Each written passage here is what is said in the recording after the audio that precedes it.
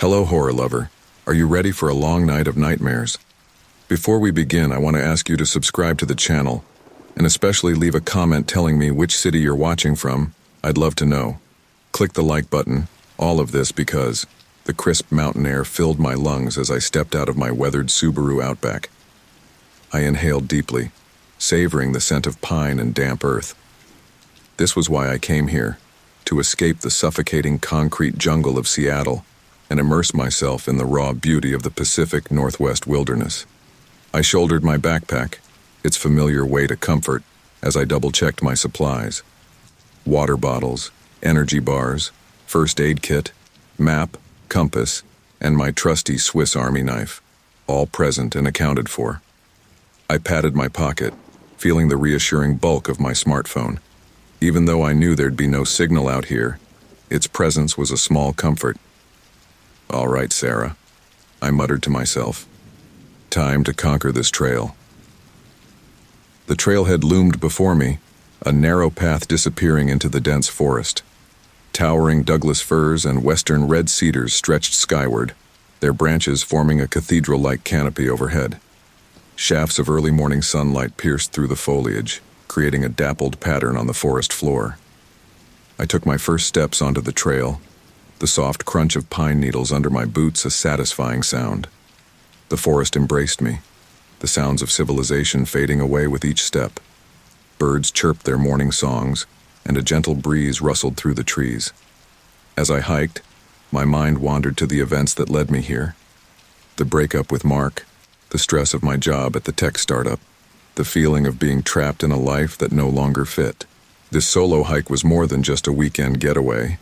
It was a reset, a chance to reconnect with myself and figure out my next move. Lost in thought, I almost missed the first sign that something was off. A twig snapped in the distance, the sound sharp and out of place in the gentle forest symphony. I whirled around, my heart rate spiking. "Hello?" I called out, my voice sounding small in the vast wilderness. "Is someone there?" Silence answered me, but the hairs on the back of my neck stood up.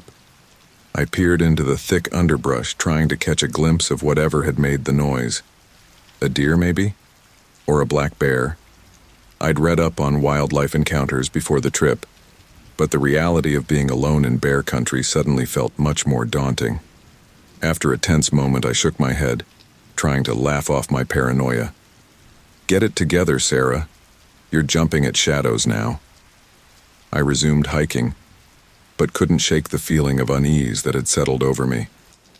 My senses seemed heightened, every snapping twig and rustling leaf drawing my attention. I tried to focus on the beauty around me, the vibrant green moss carpeting fallen logs, the delicate wildflowers peeking through the underbrush, but the nagging feeling of being watched persisted. An hour into the hike, I paused at a small stream to refill my water bottle. As I crouched by the water's edge, movement caught my eye. Across the stream, partially hidden behind a large fern, I saw a flash of camouflage fabric. My breath caught in my throat. "Hello?" I called out again, louder this time. "I see you there. Are you okay? Do you need help?" The fern rustled, and for a split second I caught a glimpse of a man's face, weathered, with a salt and pepper beard. Then, as quickly as he appeared, he was gone, melting back into the forest without a sound. My heart pounded in my chest. What was going on? Was he just a shy hunter, embarrassed to be caught spying? Or was it something more sinister?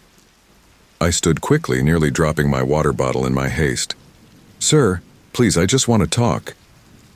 Only the babbling of the stream answered me. I scanned the tree line, searching for any sign of movement, but the forest had swallowed him up completely. With shaking hands, I screwed the cap back on my water bottle and shouldered my backpack. Every instinct screamed at me to turn back, to return to the safety of my car and civilization. But a mix of stubbornness and rationalization kept me rooted to the spot. "He's probably just another hiker," I said aloud, trying to convince myself. Maybe he was embarrassed about answering nature's call in the woods. Yeah, that's it. Even as I spoke the words, I knew I didn't believe them. The man's eyes had held something, an intensity, a focus, that sent chills down my spine.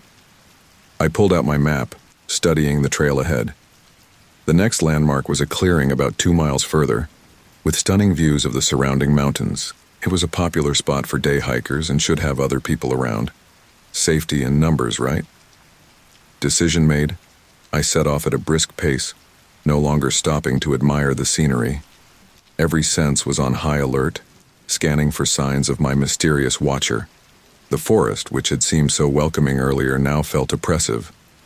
Shadows deepened, and the cheerful birdsong took on an ominous tone. As I rounded a bend in the trail, I caught another glimpse of movement up ahead. This time there was no mistaking it, a man in full camouflage gear holding a rifle. I froze, my body flooding with adrenaline. He stood about 50 yards away, partially obscured by a large cedar. Even at this distance, I could feel his gaze locked onto me. "Hey there," I called out, forcing a cheerfulness I didn't feel into my voice. "Beautiful day for a hike, isn't it?" The man didn't respond. He didn't move, didn't even seem to breathe. He just watched. I took a hesitant step forward, raising my hand in a friendly wave. "I'm Sarah.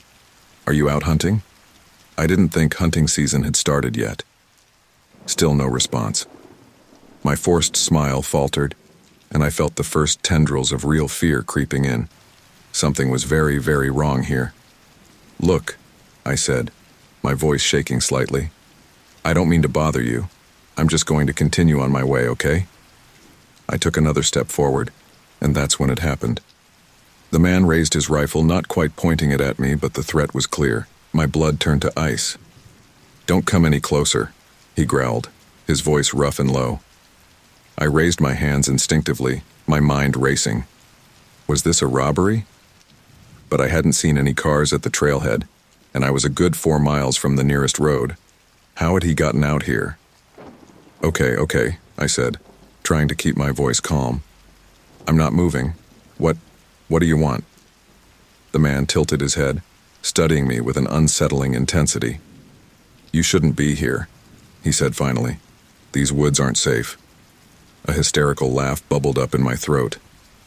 "Yeah, I'm getting that impression," I managed to say. "Look, why don't I just turn around and head back to my car? We can pretend this never happened." He shook his head slowly. "Can't do that, you've seen too much already." My heart felt like it was trying to pound its way out of my chest. "Seen what? I don't understand. Please, just let me go. I won't tell anyone, I swear." The man took a step forward, emerging fully from behind the cedar. In the dappled sunlight, I could see his face clearly for the first time.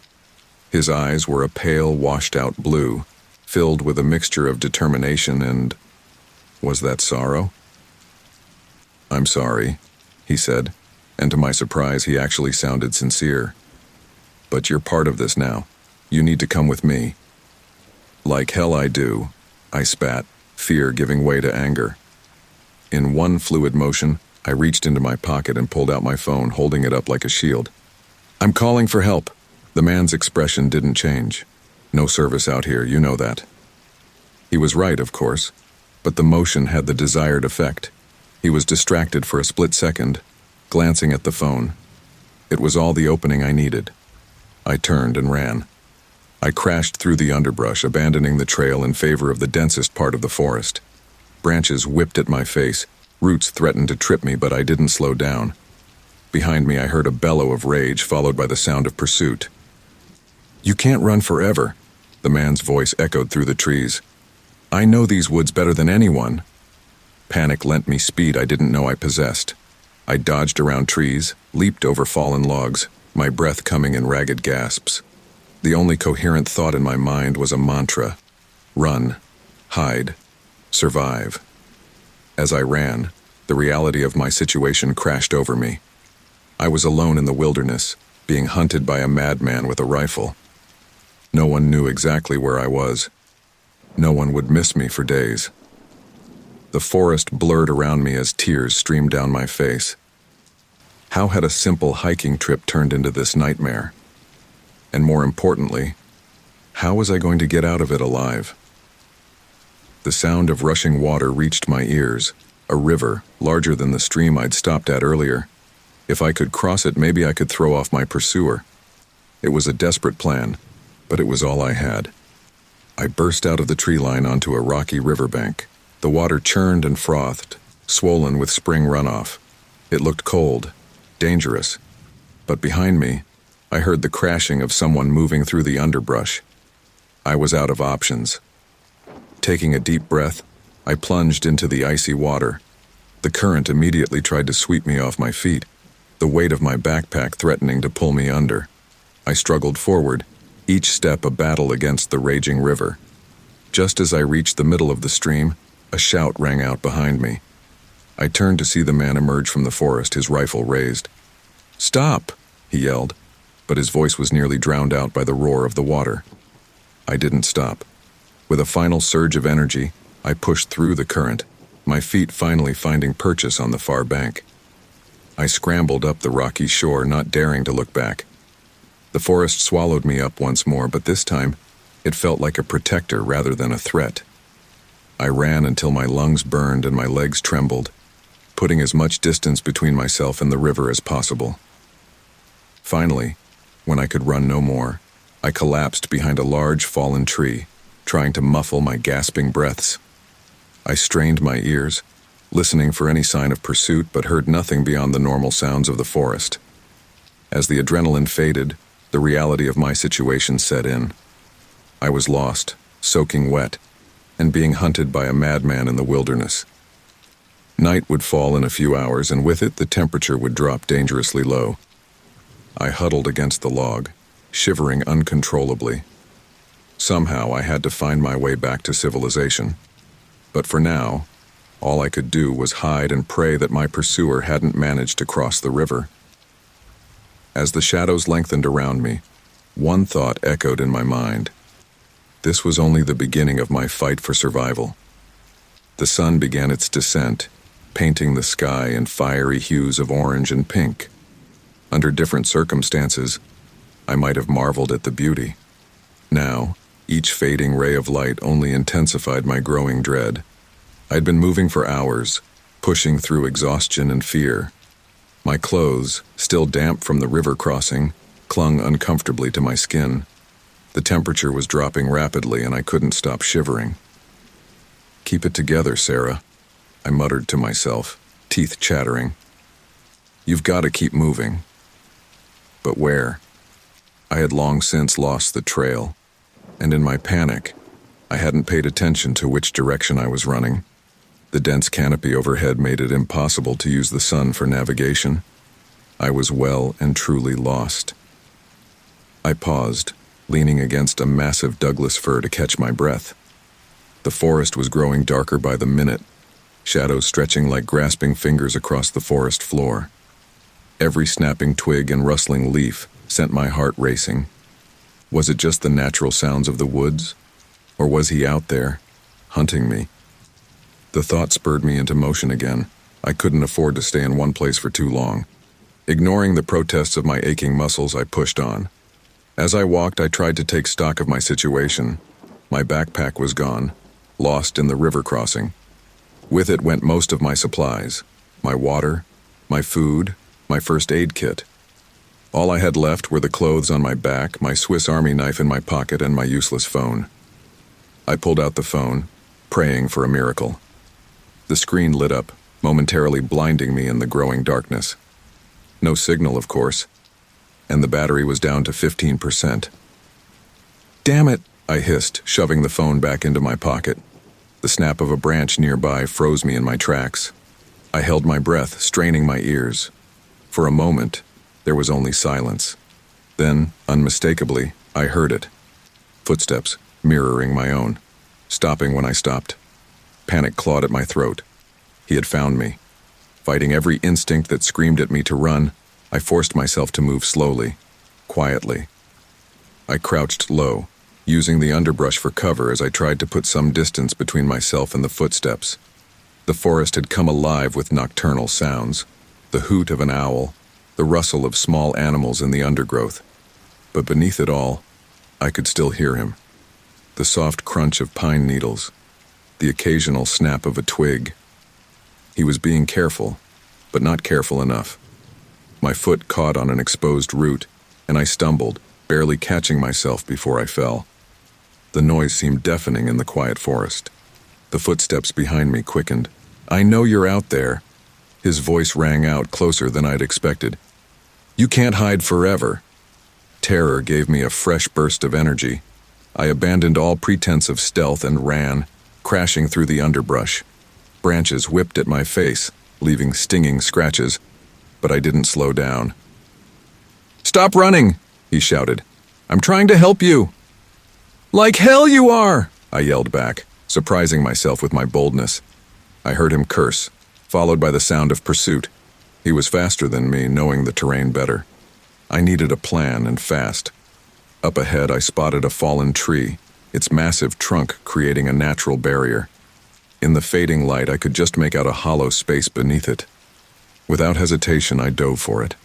The space was tight, filled with damp earth and rotting leaves. I squeezed myself in as far as I could, trying to control my ragged breathing. Spiderwebs clung to my face, and I felt things crawling over my hands, but I didn't dare move. Heavy footsteps approached, and I saw a pair of mud-caked boots stop just inches from my hiding spot.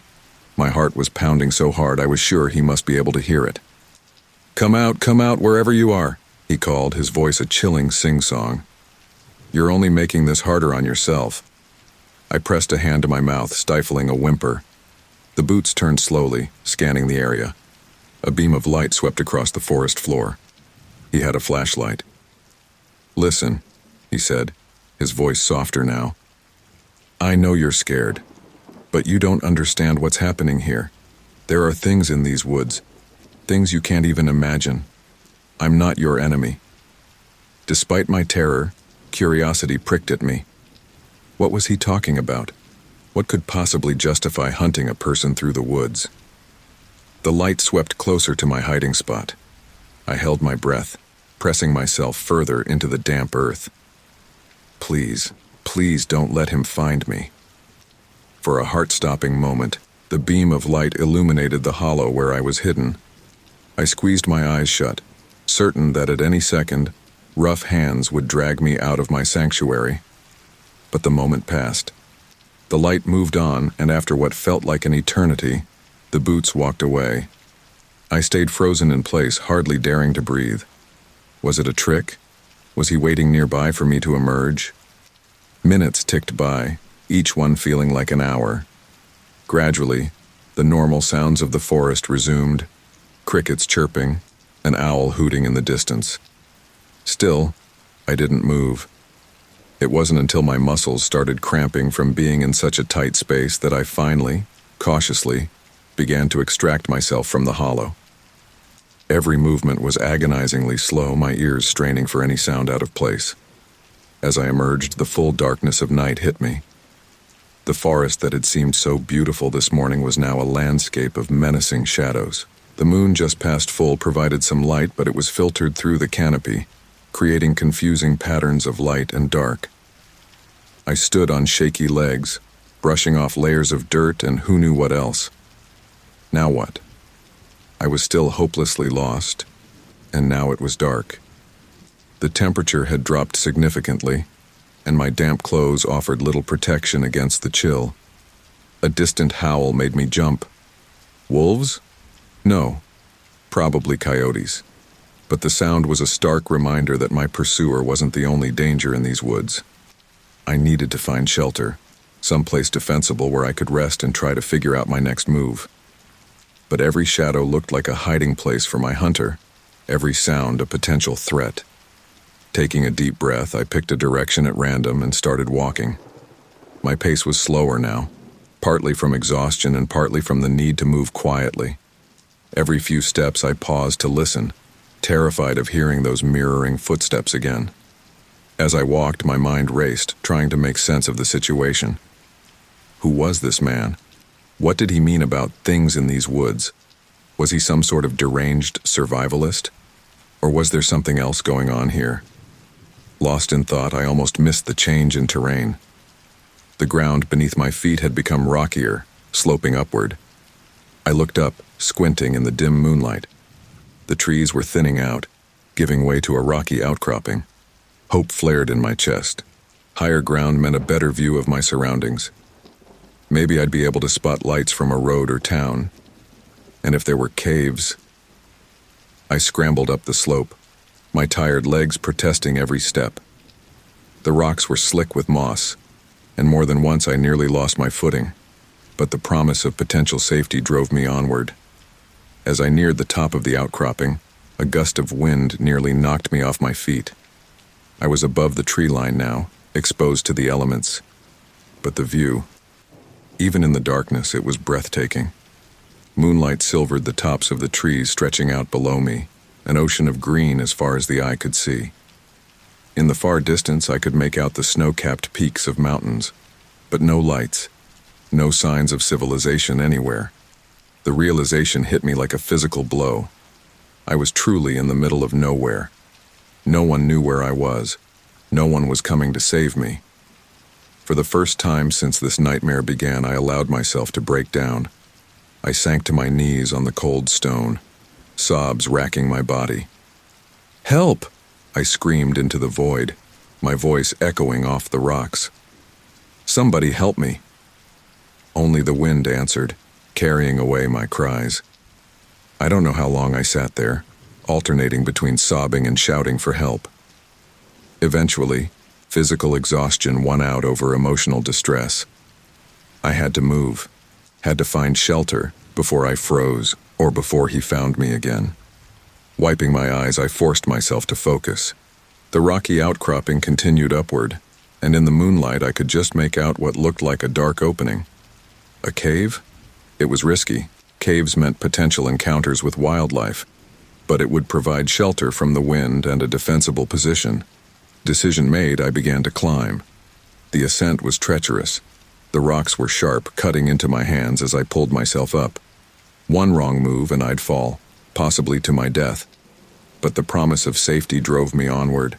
Finally, panting and with bloody palms, I reached the opening. It was smaller than it had looked from below. More of a deep crevice than a proper cave. But it was just big enough for me to squeeze into. I paused at the entrance, suddenly aware of how foolish it would be to just crawl into a dark hole without checking it first.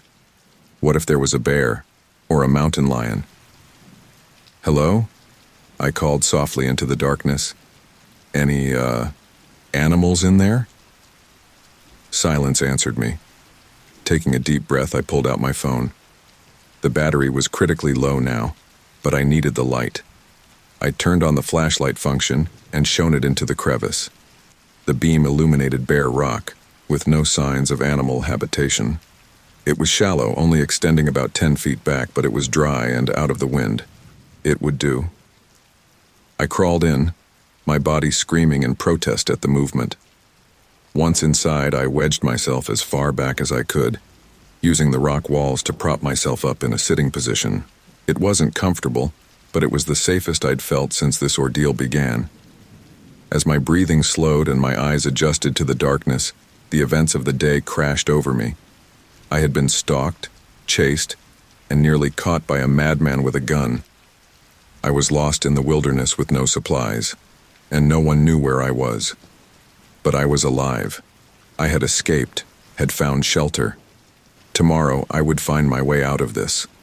I had to. With that thought, exhaustion finally overcame fear. My eyes drifted closed and I fell into a fitful sleep, the wind howling a lullaby outside my rocky sanctuary. The first rays of sunlight filtering through the crevice stirred me from a restless sleep. For a blissful moment, I forgot where I was, my mind still clouded with exhaustion. Then reality crashed back, and I bolted upright, wincing as my stiff muscles protested the sudden movement.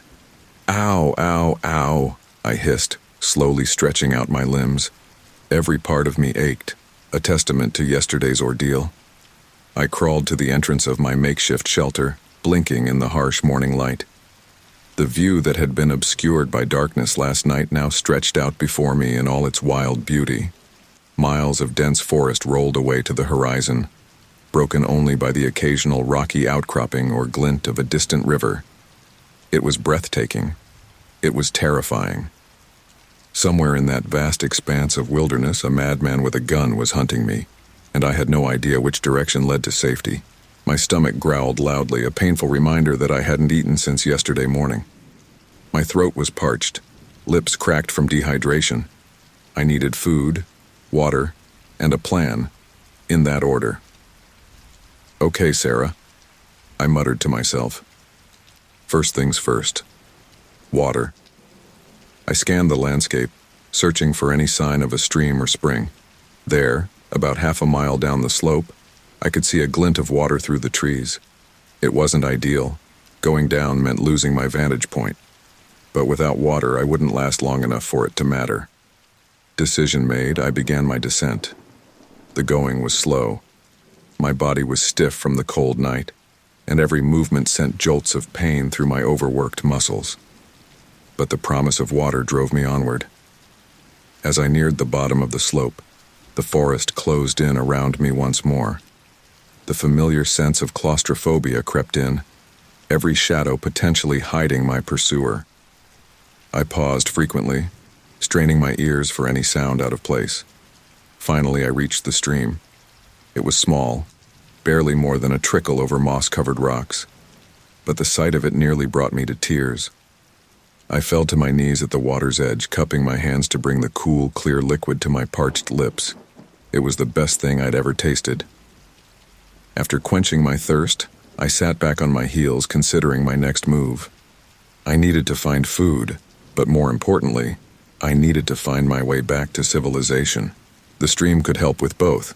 Water sources often led to trails or roads, and following it downstream might lead me out of the wilderness.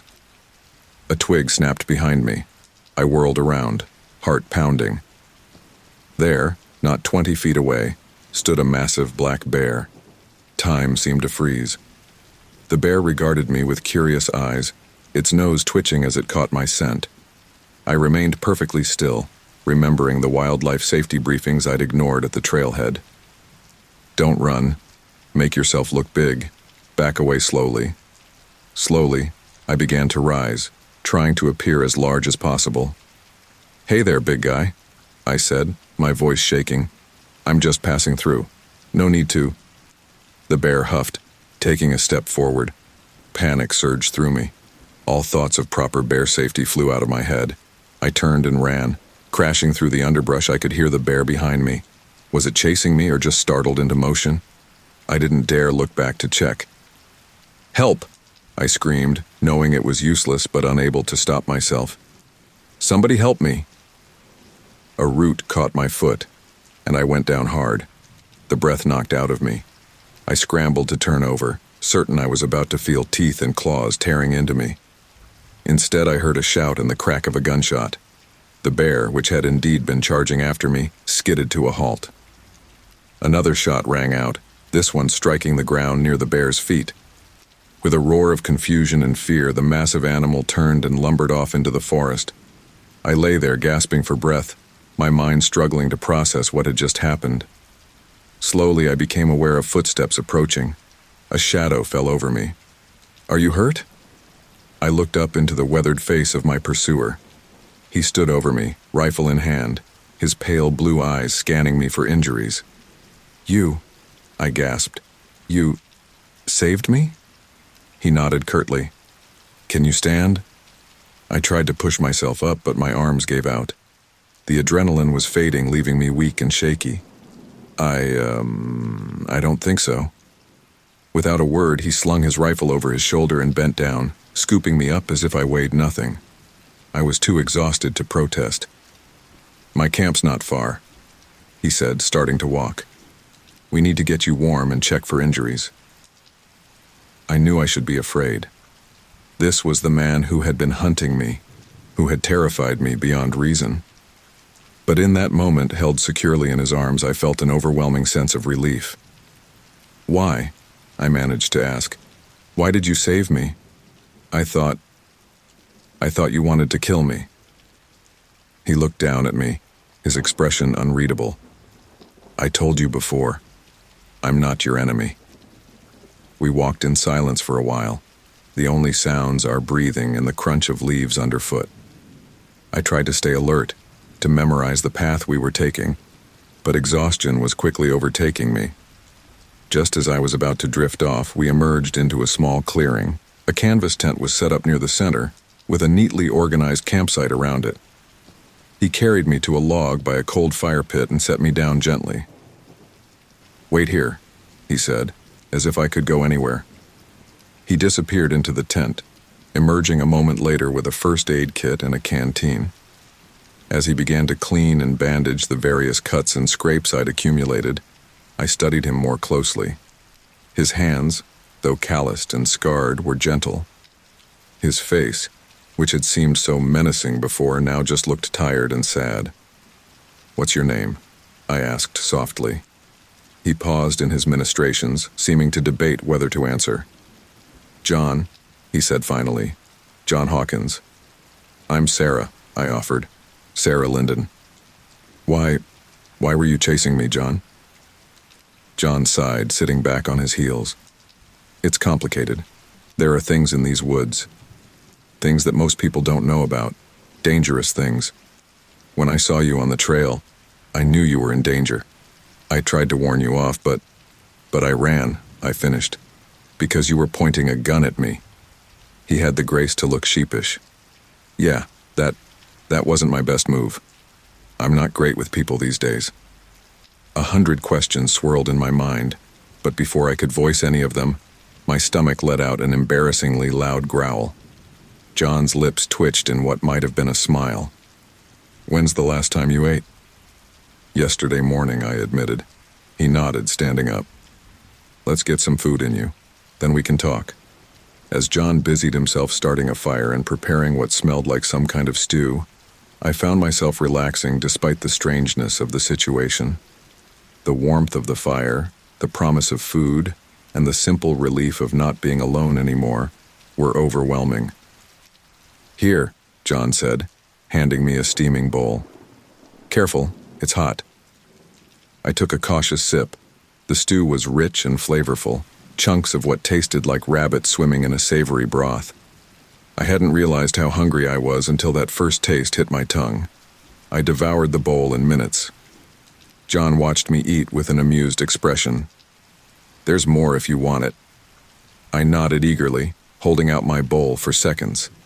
As he refilled it, I gathered my courage to ask the questions that had been burning in my mind. "John," I started, "what did you mean about dangerous things in the woods? What's really going on here?"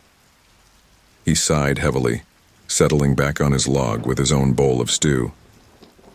"It's a long story, one that most people wouldn't believe." "Try me," I said. "After the past day, I'm pretty open to believing just about anything." John was quiet for a long moment, staring into the fire.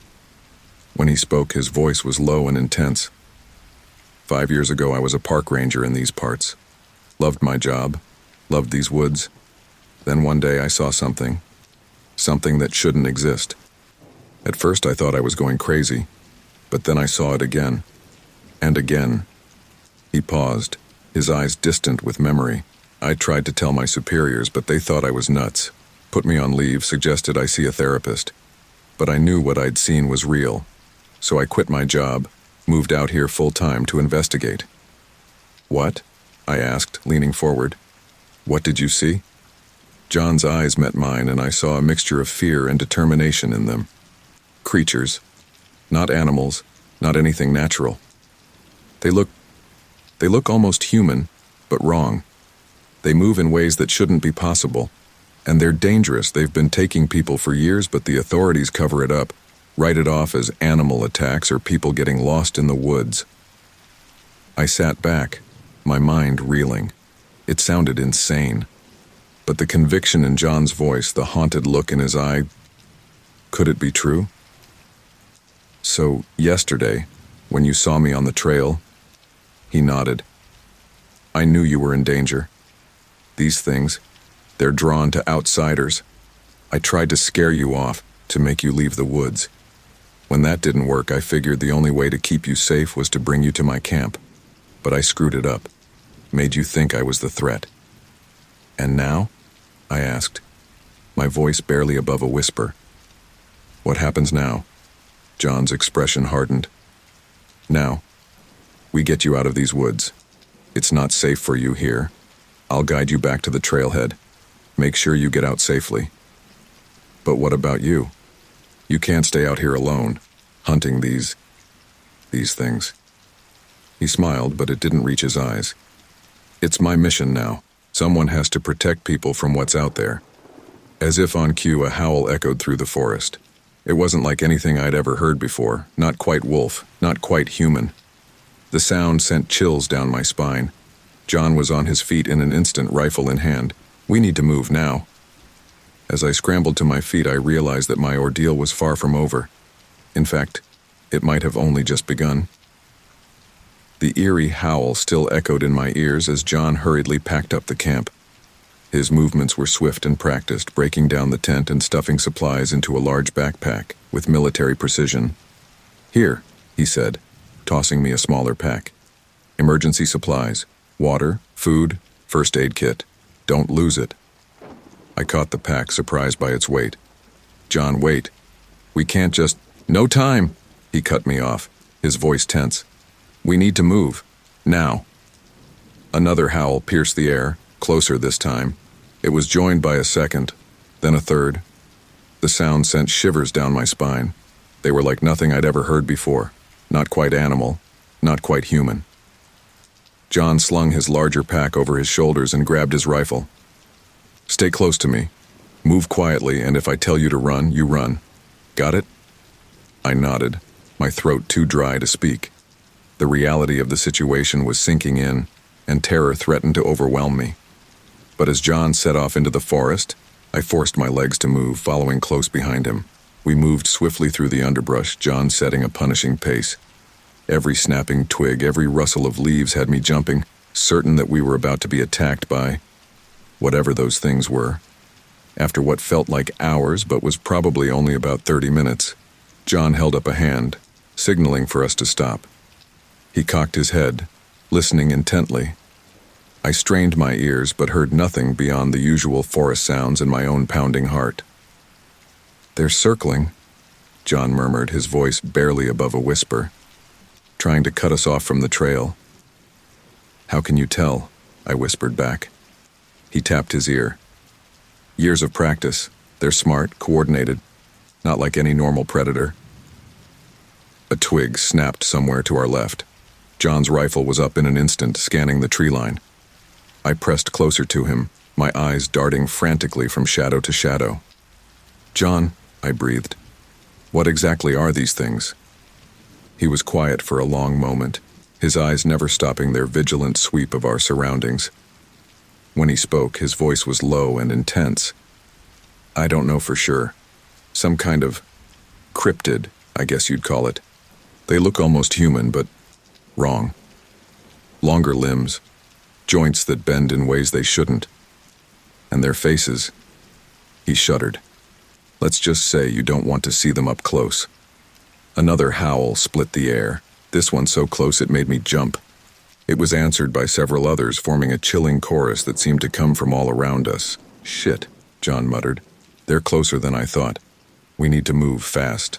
He set off again, this time at a near run. I struggled to keep up, my legs burning with the effort. The forest blurred around us as we ran, dodging trees and leaping over fallen logs. Suddenly, John skidded to a halt, throwing out an arm to stop me. I nearly crashed into him, opening my mouth to ask what was wrong. But then I saw it. About 50 yards ahead, something moved in the shadows. At first, I thought it was a person. It stood on 2 legs, had 2 arms. But as it stepped into a patch of dappled sunlight, I realized how wrong I was. The creature was tall, easily 7 feet, with limbs that seemed too long for its body. Its skin was a sickly grayish-white, stretched tight over visible bones. But it was the face that made my blood run cold. It was almost featureless, with sunken black eyes and a mouth that was little more than a slash across its lower face. I clapped a hand over my mouth to stifle a scream. John raised his rifle, but before he could take aim, The creature melted back into the shadows with unnatural speed. "Run," John said, his voice tight with fear. "Run!" We took off in the opposite direction, crashing through the underbrush with no regard for stealth now. I could hear movement in the forest around us, swift, silent shapes flitting between the trees. My lungs burned. My legs felt like lead, but terror kept me moving. John was just ahead of me, his rifle at the ready as he ran. A fallen tree loomed in our path. John vaulted over it easily, but as I approached, my foot caught on a root. I went down hard, pain exploding in my ankle. "John!" I cried out, struggling to get up. He was by my side in an instant, hauling me to my feet. "Can you walk?" I put weight on my ankle and nearly collapsed again. I don't think so." John cursed under his breath, scanning the forest around us. The sounds of pursuit were getting closer. "All right, change of plans," he said, slinging his rifle over his shoulder. Before I could ask what he meant, he'd scooped me up in his arms. "Hold on tight," he grunted, and then he was running again. I clung to him, my face pressed against his chest. Over his shoulder I could see shapes moving in the forest behind us, fast, fluid movements that no human or animal could make. "John," I gasped, "they're getting closer." He didn't respond, just ran faster. I could hear his heart pounding, feel the strain in his muscles as he pushed himself to his limits. Suddenly the trees thinned out and we burst into a small clearing. In the center stood an old fire tower, its metal frame rusted but still standing tall. "That's our best shot," John panted, making for the tower. He set me down at the base of the ladder, his eyes wild as he scanned the tree line. "Can you climb?" I tested my ankle. It hurt, but the adrenaline was dulling the pain. "I think so." "Good. Go now. I'll be right behind you." I didn't need to be told twice. I grabbed the ladder and started climbing, ignoring the screaming protest from my injured ankle. Below me, I heard the crack of John's rifle, followed by an inhuman shriek that made my hair stand on end. "Keep going," John yelled. Another shot rang out. I climbed faster, my hands slick with sweat on the rusted metal rungs. The top of the tower seemed impossibly far away. More shots, more of those terrible shrieks. Then I heard John climbing below me, his breath coming in ragged gasps. "Don't look down," he called up to me. "Just keep climbing." I wanted to laugh hysterically, as if I needed to be told not to look down. Finally, after what felt like an eternity, I reached the top of the tower. I hauled myself onto the platform, collapsing onto the weathered wooden boards. John was right behind me, slamming the trapdoor shut and sliding a rusty bolt into place. For a moment, we just lay there gasping for breath. Then John was up, moving to the railing to peer down at the forest below. I think we lost them," he panted. "For now, at least." I crawled to the edge, my curiosity overcoming my fear. The clearing below was empty, but I could see movement at the tree line, shapes darker than the shadows, moving with that unnatural fluidity. "What do we do now?" I asked, my voice shaking. John slumped down next to me, running a hand through his graying hair. "We wait.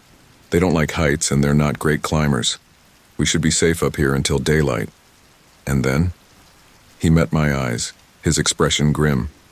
"Then we make a run for it. The ranger station isn't far from here.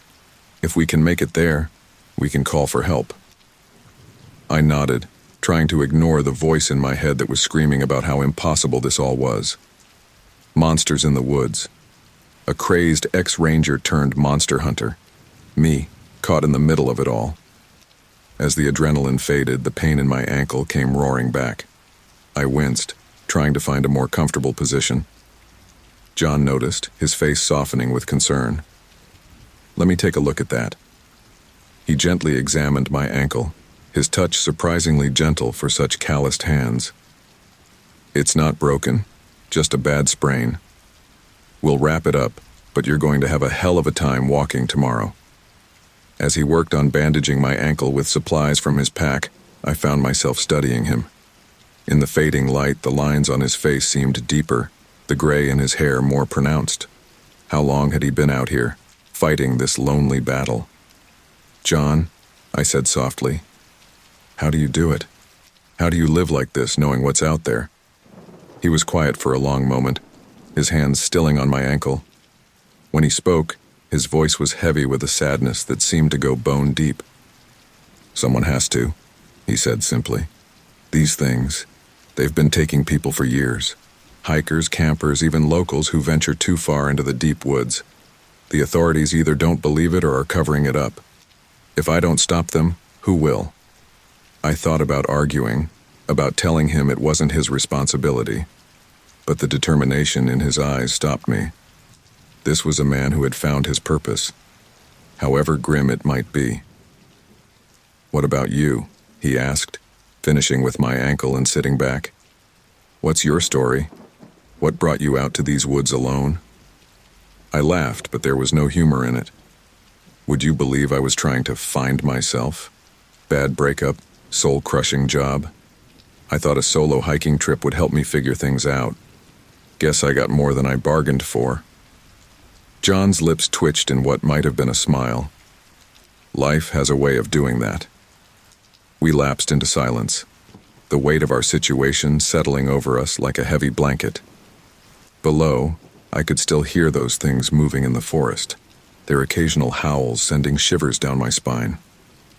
As the last light faded from the sky, John pulled out a small lantern from his pack, casting a warm glow over our little sanctuary. "Try to get some sleep," he said, checking his rifle. "I'll keep watch." I wanted to protest, to insist that he needed rest too, but exhaustion was quickly overtaking me, the events of the past 2 days catching up all at once. As I drifted off, my last conscious thought was a prayer, not just for our survival, but for some way to end this nightmare once and for all. Little did I know, the true nightmare was only just beginning. The first rays of dawn pierced through the gaps in the fire tower's weathered planks, rousing me from a fitful sleep. For a moment, I was disoriented, the events of the past 2 days feeling like a distant nightmare. Then the throbbing pain in my ankle brought reality crashing back. I sat up, wincing at the stiffness in my muscles. John was at the railing, his rifle trained on the forest below. He looked like he hadn't moved all night, his eyes bloodshot but alert. "Morning," he grunted, not taking his eyes off the tree line. "How's the ankle?" I gingerly tested it, biting back a hiss of pain. "Still hurts, but I think I can walk on it." "Any sign of them?" John shook his head. "They pulled back about an hour before dawn, but they're out there waiting." I crawled over to join him at the railing, my eyes scanning the seemingly peaceful forest below. In the soft morning light, it was hard to believe the horrors we'd witnessed the night before. "So what's the plan?" I asked, trying to keep the tremor out of my voice. John finally turned to look at me, his face etched with lines of exhaustion and worry. "The ranger station is about 5 miles northeast of here. If we can make it there, we can call for help, maybe even get a helicopter evac. And if we can't?" His silence was answer enough. We spent the next hour preparing as best we could. John shared some of his dwindling supplies, energy bars that tasted like cardboard and water that had a metallic tang. As we ate, he went over the plan again. "We'll move fast, stick to open areas as much as possible. They prefer the shadows, so sunlight gives us an advantage. If we get separated, keep heading northeast. Don't stop, don't look back." I nodded, trying to project a confidence I didn't feel. "What about your research? All the evidence you've gathered about these creatures. Shouldn't we try to bring it with us?" John's face darkened. "Most of it's back at my main camp. Photos, samples, journals, years of work.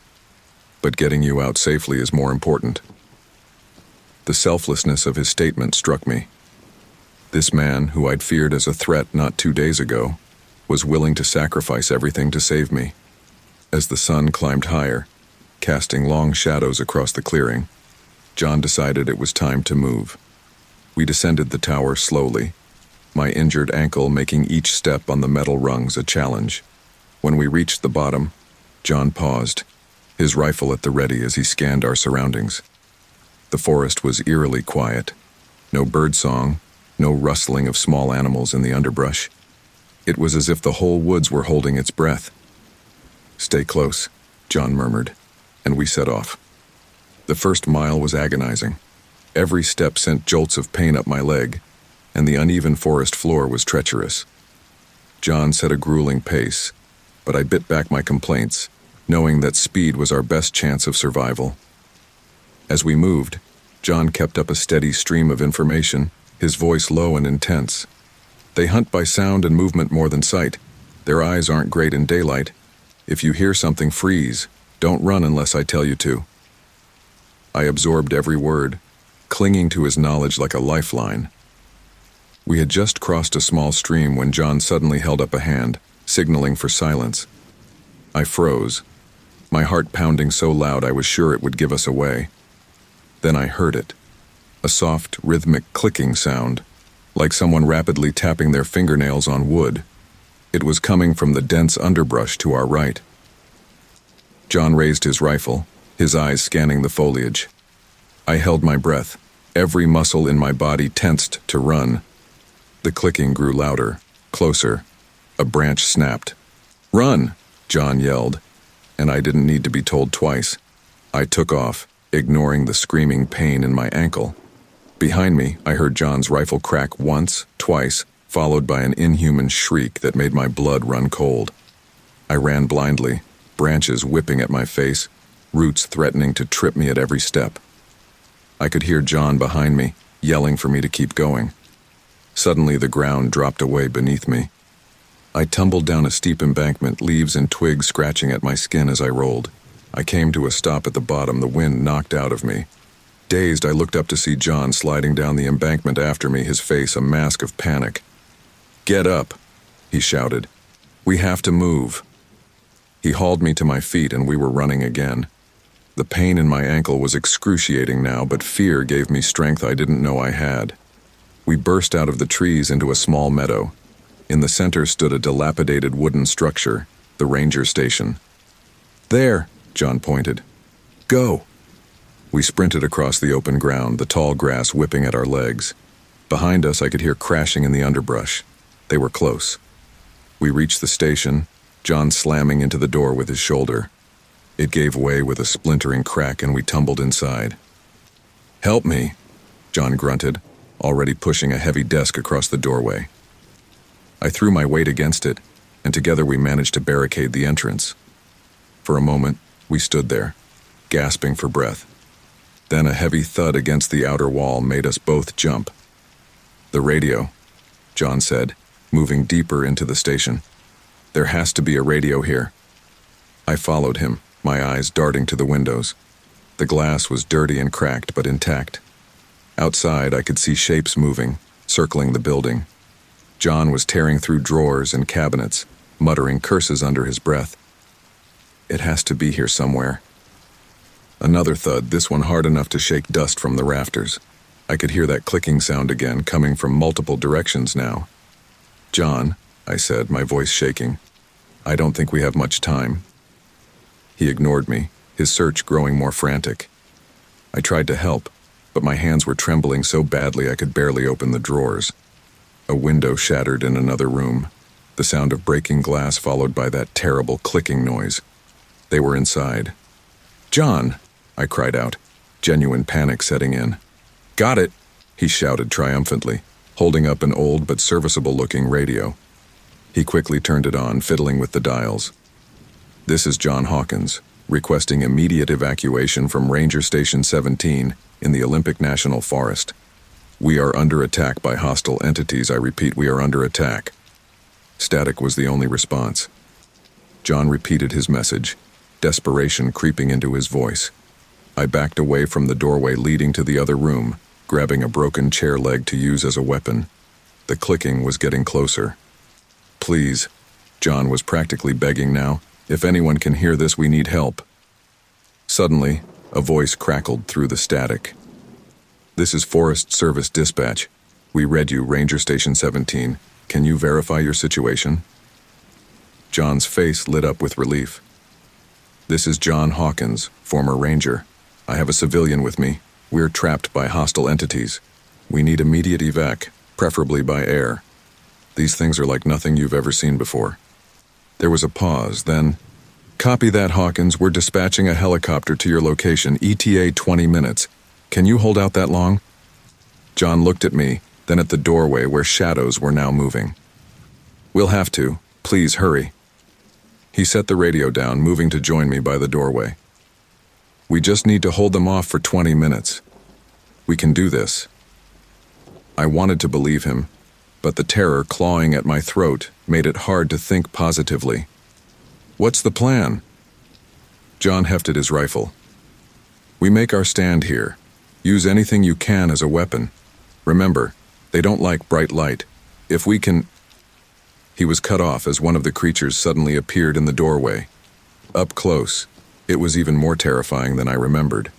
Its elongated limbs twitched spasmodically, its featureless face turning towards us with an air of cold malevolence. John's rifle cracked, the sound deafening in the confined space. The creature jerked backward but didn't fall. Instead, it let out a high-pitched keening noise that set my teeth on edge. More shapes appeared behind it, pushing into the room.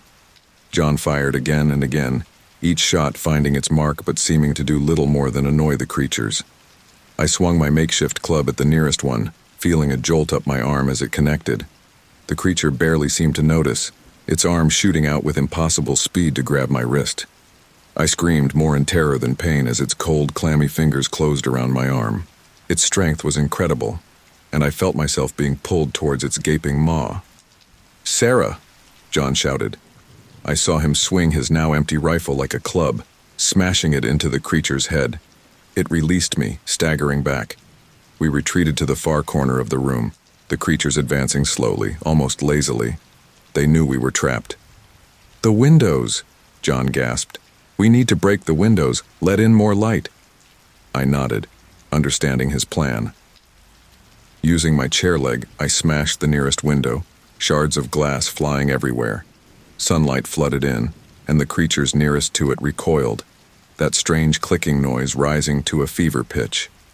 John did the same to another window, and suddenly the room was awash in bright morning light. The creatures retreated to the shadows, hissing and clicking in what sounded almost like pain. "How long?" I asked, not daring to take my eyes off the writhing mass of pale limbs in the doorway. John glanced at his watch. 10 more minutes.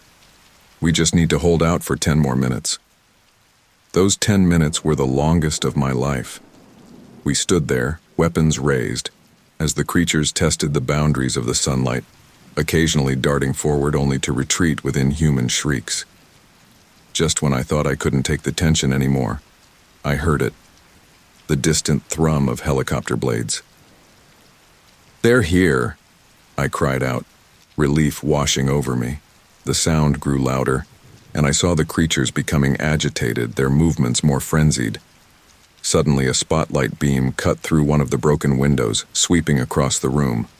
The creatures scattered, fleeing back into the shadows of the forest. "Come on!" John grabbed my hand, pulling me towards the door. We shoved the desk aside and burst out into the meadow. The helicopter was descending, the wind from its rotors flattening the tall grass. A man in a Forest Service uniform was leaning out, gesturing for us to hurry. We ran, my ankle forgotten in the rush of adrenaline. Behind us, I could hear inhuman shrieks of fury as our escape seemed imminent. Just as we reached the helicopter, I felt something grab my injured ankle. I screamed, falling forward. John whirled around, his face a mask of determination. "Oh no, you don't," he roared, bringing the butt of his rifle down hard on the creature's arm. It released me with a shriek, and John hauled me into the helicopter. The Forest Service officer was yelling something, but I couldn't hear him over the roar of the rotors and the pounding of my own heart. As we lifted off, I looked down to see dozens of pale, twisted forms emerging from the tree line, their faceless heads turned up towards us. A chill ran down my spine as I realized how close we'd come to joining them. John's hand found mine, squeezing it reassuringly. "It's over," he said, though his eyes were troubled. "We made it." As the helicopter banked, carrying us away from the nightmare below, I couldn't shake the feeling that this was far from over. We'd escaped, yes, but those things were still out there. And now, for better or worse, I was part of John's crusade to stop them. The ranger station grew smaller behind us, and with it, the life I'd known before. Whatever came next, I knew nothing would ever be the same again. The rhythmic thrum of the helicopter blades filled my ears as we soared over the dense canopy of the Olympic National Forest. My hands were still shaking, adrenaline coursing through my veins as the reality of our narrow escape sank in. Beside me, John sat in tense silence, his eyes fixed on the receding landscape below. The Forest Service officer who had rescued us shouted over the noise, "We'll be landing at the Port Angeles base in about 15 minutes. There's a medical team standing by." I nodded numbly, suddenly aware of the various cuts, bruises, and aches covering my body. My ankle throbbed with a dull, persistent pain. John's hand found mine, giving it a reassuring squeeze. "You okay?" he asked, his voice barely audible over the roar of the engine. I don't know," I answered honestly. How could I be okay after what we'd just been through? The rest of the flight passed in a blur. Before I knew it, we were touching down on a helipad, surrounded by a flurry of activity. Paramedics rushed forward, helping us out of the helicopter and onto waiting gurneys. "I'm fine," John protested, trying to wave them off. "Take care of her first." But the paramedics were insistent, and soon we were both being wheeled into a nearby building. The bright fluorescent lights and antiseptic smell of the medical facility were a stark contrast to the dark, primal terror of the forest. A doctor approached, her face a mask of professional concern. "I'm Dr. Reyes. Can you tell me what happened out there?" I opened my mouth to speak, but no words came out. How could I possibly explain what we'd encountered? John stepped in, his voice steady. "We were attacked by wildlife. Got lost in the woods for a couple of days. Sarah here took a bad fall and injured her ankle." Dr. Reyes nodded, though I could see the skepticism in her eyes. "I see. Well, let's get you both checked out thoroughly." The next few hours were a whirlwind of medical examinations, x-rays, and questions that I struggled to answer without sounding completely insane. My ankle was indeed sprained, though thankfully not broken. The doctor prescribed rest, ice, and anti-inflammatory medication. As a nurse was wrapping my ankle, 2 men in dark suits entered the room. They had an air of authority about them that immediately set me on edge. "Ms. Linden," one of them addressed me. "I'm Agent Cooper, and this is Agent Ramirez. We're with the FBI. We'd like to ask you a few questions about your experience in the forest." I glanced at John, who had gone rigid in his chair. His eyes met mine, a silent warning passing between us. Sure," I said hesitantly. "What do you want to know?" Agent Cooper pulled up a chair, his face impassive. "Why don't you start from the beginning? Tell us everything that happened after you entered the Olympic National Forest." I took a deep breath, choosing my words carefully. "I was on a solo hiking trip.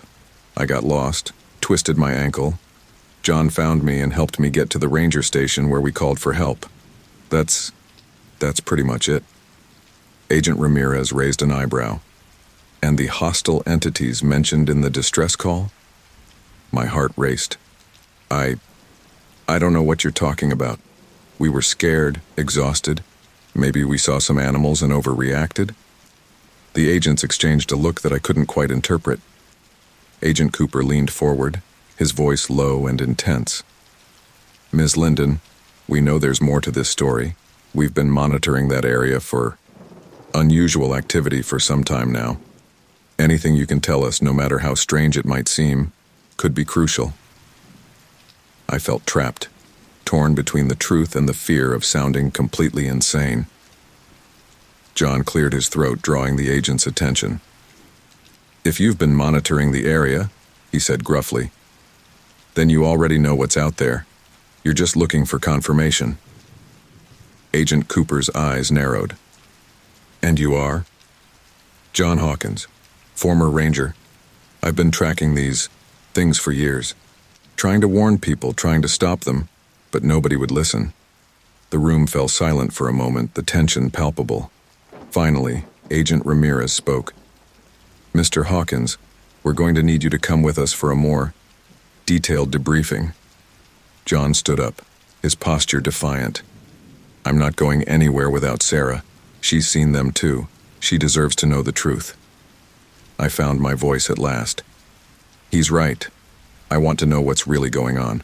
What were those things in the forest? The agents shared another look, seeming to come to a silent agreement. Agent Cooper sighed. All right, both of you, come with us. But what we're about to show you is classified. You'll need to sign non-disclosure agreements. My head was spinning as we were led out of the medical facility and into a waiting black SUV. The windows were tinted, obscuring our view as we drove. John sat beside me, his presence oddly comforting in the midst of this surreal situation. After about 20 minutes, we pulled up to a nondescript building on the outskirts of town. We were ushered inside and down a long hallway to a conference room. The walls were lined with maps, photographs, and what looked like scientific diagrams. As we settled into chairs around a large table, a new figure entered the room. He was an older man, his hair gray and his face lined with years of stress, but his eyes were sharp, intelligent. I'm Dr. Alan Forrester, he introduced himself. I lead the research team here at Project Prometheus. What you're about to hear may sound impossible, but I assure you, it's all too real. He dimmed the lights and activated a projector. Images flashed across the screen. Blurry photographs of creatures that looked all too familiar. Maps with red dots indicating sightings. Graphs showing increasing activity over the years. What you encountered in the forest, Dr. Forrester began, is something we've been studying for over a decade. We call them shades, entities that seem to exist in a state between our reality and something else. John leaned forward, his eyes intense. I knew it. I knew they weren't natural. But what are they? Where do they come from? Dr. Forrester shook his head. We're not entirely sure. Our best theory is that they're interdimensional beings, slipping through weak points in the fabric of our reality. The Olympic National Forest seems to be a hotspot for these breaches. My mind reeled trying to process this information. But why? Why are they here? What do they want? That, Dr. Forrester said grimly, is the million-dollar question. They seem to be drawn to human consciousness, but whether it's out of curiosity, hunger, or something else entirely, we don't know. He clicked to the next slide, showing a map of disappearances across the Pacific Northwest. What we do know is that they're dangerous. People have been vanishing in these woods for years. We've managed to keep it quiet, attribute it to animal attacks or getting lost, but the incidents are increasing. John slammed his fist on the table. I've been trying to warn people for years. Why haven't you done anything? Agent Cooper stepped in. We've been doing what we can, Mr. Hawkins, but we're dealing with something beyond our current understanding. Conventional weapons have little effect. We can't exactly evacuate the entire forest. And can you imagine the panic if the public knew the truth? I sat there, my head spinning. It was all too much to take in. So what now? I asked, my voice small. What are we supposed to do with this information? Dr. Forrester leaned forward, his eyes intense. That's where you come in. Both of you. You've encountered the shades and survived. You've seen them up close. We need your help. John scoffed. My help? I've been trying to help for years, and you people thought I was crazy. We were wrong, Dr. Forrester admitted, and we're sorry, but now we have a chance to work together, to find a way to stop these things before more people disappear. I looked at John, seeing the conflict in his eyes. This was everything he'd been fighting for: validation, resources, a chance to make a real difference. But I could also see the distrust, the years of being dismissed and ridiculed. And what about me? I asked. I'm not a ranger or a scientist. I was just a hiker who got caught up in all this. Dr. Forrester's gaze softened. You're a survivor, Ms. Linden. And more importantly, you're someone who's seen the truth and is willing to face it. We need people like you. John reached over and took my hand. We don't have to decide anything right now, he said softly. This is a lot to process. I nodded, grateful for his support. Can we have some time to think about this? Agent Cooper nodded. Of course, but I'm afraid we can't let you leave just yet. For your own safety and for the security of this operation, we need you to stay here for at least a few days. As much as I wanted to protest, to go home and pretend none of this had ever happened, I knew that wasn't an option. The memory of those creatures, the shades, was burned into my mind. I couldn't just walk away. All right, I said finally. We'll stay, but I have conditions. I want full access to all the information you have, and I want to be involved in any decisions moving forward. Dr. Forrester smiled, a glimmer of hope in his eyes. I think we can arrange that. Welcome to Project Prometheus, Ms. Linden, Mr. Hawkins.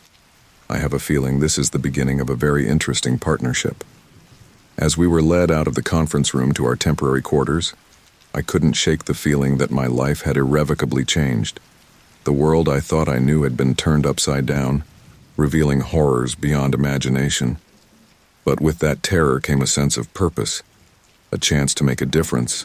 I looked at John, seeing the same mix of fear and determination in his eyes. Whatever came next, at least we wouldn't be facing it alone. As the door closed behind us, I knew that our real journey, our fight against the shades, was only just beginning. The fluorescent lights of the underground facility hummed incessantly, a constant reminder of how far we were from the natural world above. It had been 3 days since John and I were brought into Project Prometheus, and the surreal nature of our situation hadn't diminished. I sat in the sterile conference room surrounded by stacks of files and reports, my eyes burning from hours of reading. The information was as fascinating as it was terrifying. Decades of research into the shades, theories about their origins, and accounts of encounters that made my skin crawl. John burst into the room, his face flushed with excitement. Sarah, you need to see this. They're prepping for a field mission. I looked up, my interest piqued. A mission? Where? Back to the forest, John said, his eyes gleaming. They've detected a spike in anomalous energy readings. They think a new breach might be forming. My heart raced at the thought of returning to those woods. Part of me wanted to run as far away as possible, but a stronger part knew I had to see this through. When do we leave? I asked, standing up. John's expression turned sheepish. Well, that's the thing. They haven't exactly invited us along yet, but I have a plan. Before I could ask what he meant, Dr. Forrester entered the room, followed by Agents Cooper and Ramirez. Their faces were grim, and I knew immediately that something was wrong. We have a situation, Dr. Forrester began without preamble. Our sensors have detected a massive energy surge in the Olympic National Forest. It's unlike anything we've seen before. Agent Cooper pulled up a holographic display, showing a pulsing red area on a map of the forest. The breach is expanding rapidly. If we don't contain it soon, we could be looking at a full-scale invasion. My mouth went dry. Invasion? You mean more of those things coming through? Dr. Forrester nodded gravely. Potentially hundreds, maybe even thousands. We're mobilizing every asset we have, but I'm afraid it might not be enough. John stepped forward, his jaw set with determination. We want in. Sarah and I have faced these things before. We know how they move, how they think. Agent Ramirez shook his head. It's too dangerous. You're civilians, not trained operatives. With all due respect, I interjected, surprising myself with my boldness. You need us. Your trained operatives haven't spent nights in those woods, haven't felt the terror of being hunted by the shades. We have. The room fell silent as the agents and Dr. Forrester exchanged looks. Finally, Dr. Forrester spoke. They're right. We need every advantage we can get. But you'll need to follow orders and stay with the team at all times. Understood? John and I nodded in unison. Understood. The next few hours were a whirlwind of preparation. We were fitted with specialized gear, lightweight body armor that could withstand the Shade's claws, night vision goggles, and communication devices. The centerpiece of our equipment was a weapon that looked like something out of a sci-fi movie. Photon pulse rifle, the technician explained as he handed it to me. The Shades are vulnerable to certain frequencies of light. This should slow them down, maybe even hurt them. As we boarded the helicopter, my stomach churned with a mix of fear and anticipation. John sat beside me, his presence reassuring. "You okay?" he asked, his voice barely audible over the roar of the rotors. I nodded, not trusting my voice. The truth was, I was terrified, but I also felt a sense of purpose I'd never experienced before. The flight to the forest was tense, the air thick with unspoken fears. As we neared the drop zone, Dr. Forrester's voice crackled over our comms. "Remember, your primary objective is to locate and seal the breach. The device you're carrying should do the job, but you need to get close. The Shades will be drawn to it, so be prepared for heavy resistance." The helicopter touched down in a small clearing, and we poured out, immediately forming a defensive perimeter. The forest around us was eerily silent. No birds, no insects, just an oppressive stillness. Captain Rivera, the leader of our tactical team, barked out orders. "Move out, stay in formation, keep your eyes peeled and your weapons ready." We advanced into the woods, every sense on high alert. The device that would supposedly seal the breach was strapped to John's back, emitting a soft, pulsing glow. As we moved deeper into the forest, the air began to feel wrong. It was heavy, charged with an energy that made the hair on the back of my neck stand up. Strange, shimmering distortions appeared in the air like heat waves on a summer day. "We're getting close," Agent Cooper muttered, checking a handheld device. "The breach should be just ahead." Suddenly, a high-pitched keening filled the air. I recognized it immediately, the sound the Shades made when they were on the hunt. "Contact!" someone shouted, and all hell broke loose. They came from all directions, pouring out of the shadows like a flood of writhing, pale limbs. Our weapons lit up the night, beams of intense light slicing through the darkness. I raised my rifle, aiming at the nearest Shade. The beam struck it square in the chest, and the creature recoiled with a shriek of pain. But there were more behind it, always more. "Push forward," Captain Rivera yelled over the chaos. "We need to reach the breach." We fought our way through the forest, every step a battle. The Shades were everywhere, their inhuman shrieks filling the air. I lost track of time, lost in a haze of terror and adrenaline. Suddenly, the trees opened up into a large clearing. In the center, hovering about 10 feet off the ground, was a pulsing, swirling vortex of darkness. Shapes moved within it, pressing against some invisible barrier, trying to break through. "There," Dr. Forrester's voice crackled over the comm. "That's the breach. You need to get the device as close as possible." John was already moving, sprinting towards the vortex with the device. I ran after him, providing covering fire as best I could. We were halfway across the clearing when it happened. A massive form, larger than any Shade we'd seen before, erupted from the vortex. It was at least 12 feet tall, with multiple limbs ending in wickedly sharp claws. "John, look out!" I screamed, but it was too late. The creature lashed out, sending John flying. The device skittered across the ground, coming to rest just out of reach. I ran to John's side, my heart in my throat. He was conscious but dazed, a nasty gash across his forehead. "The device," he gasped. "You have to activate it." I looked from John to the device, then to the monstrous Shade that was now advancing on us. Time seemed to slow down as I made my decision. "Cover me," I said to the nearest soldier. Then I was running. The world narrowed to a tunnel of focus. Me, the device, and the breach. I could hear the massive Shade behind me, feel the ground shake with its approach, but I didn't look back. I reached the device, my hands shaking as I tried to remember the activation sequence. A shadow fell over me and I knew the creature was right there. With a silent prayer, I hit the final button.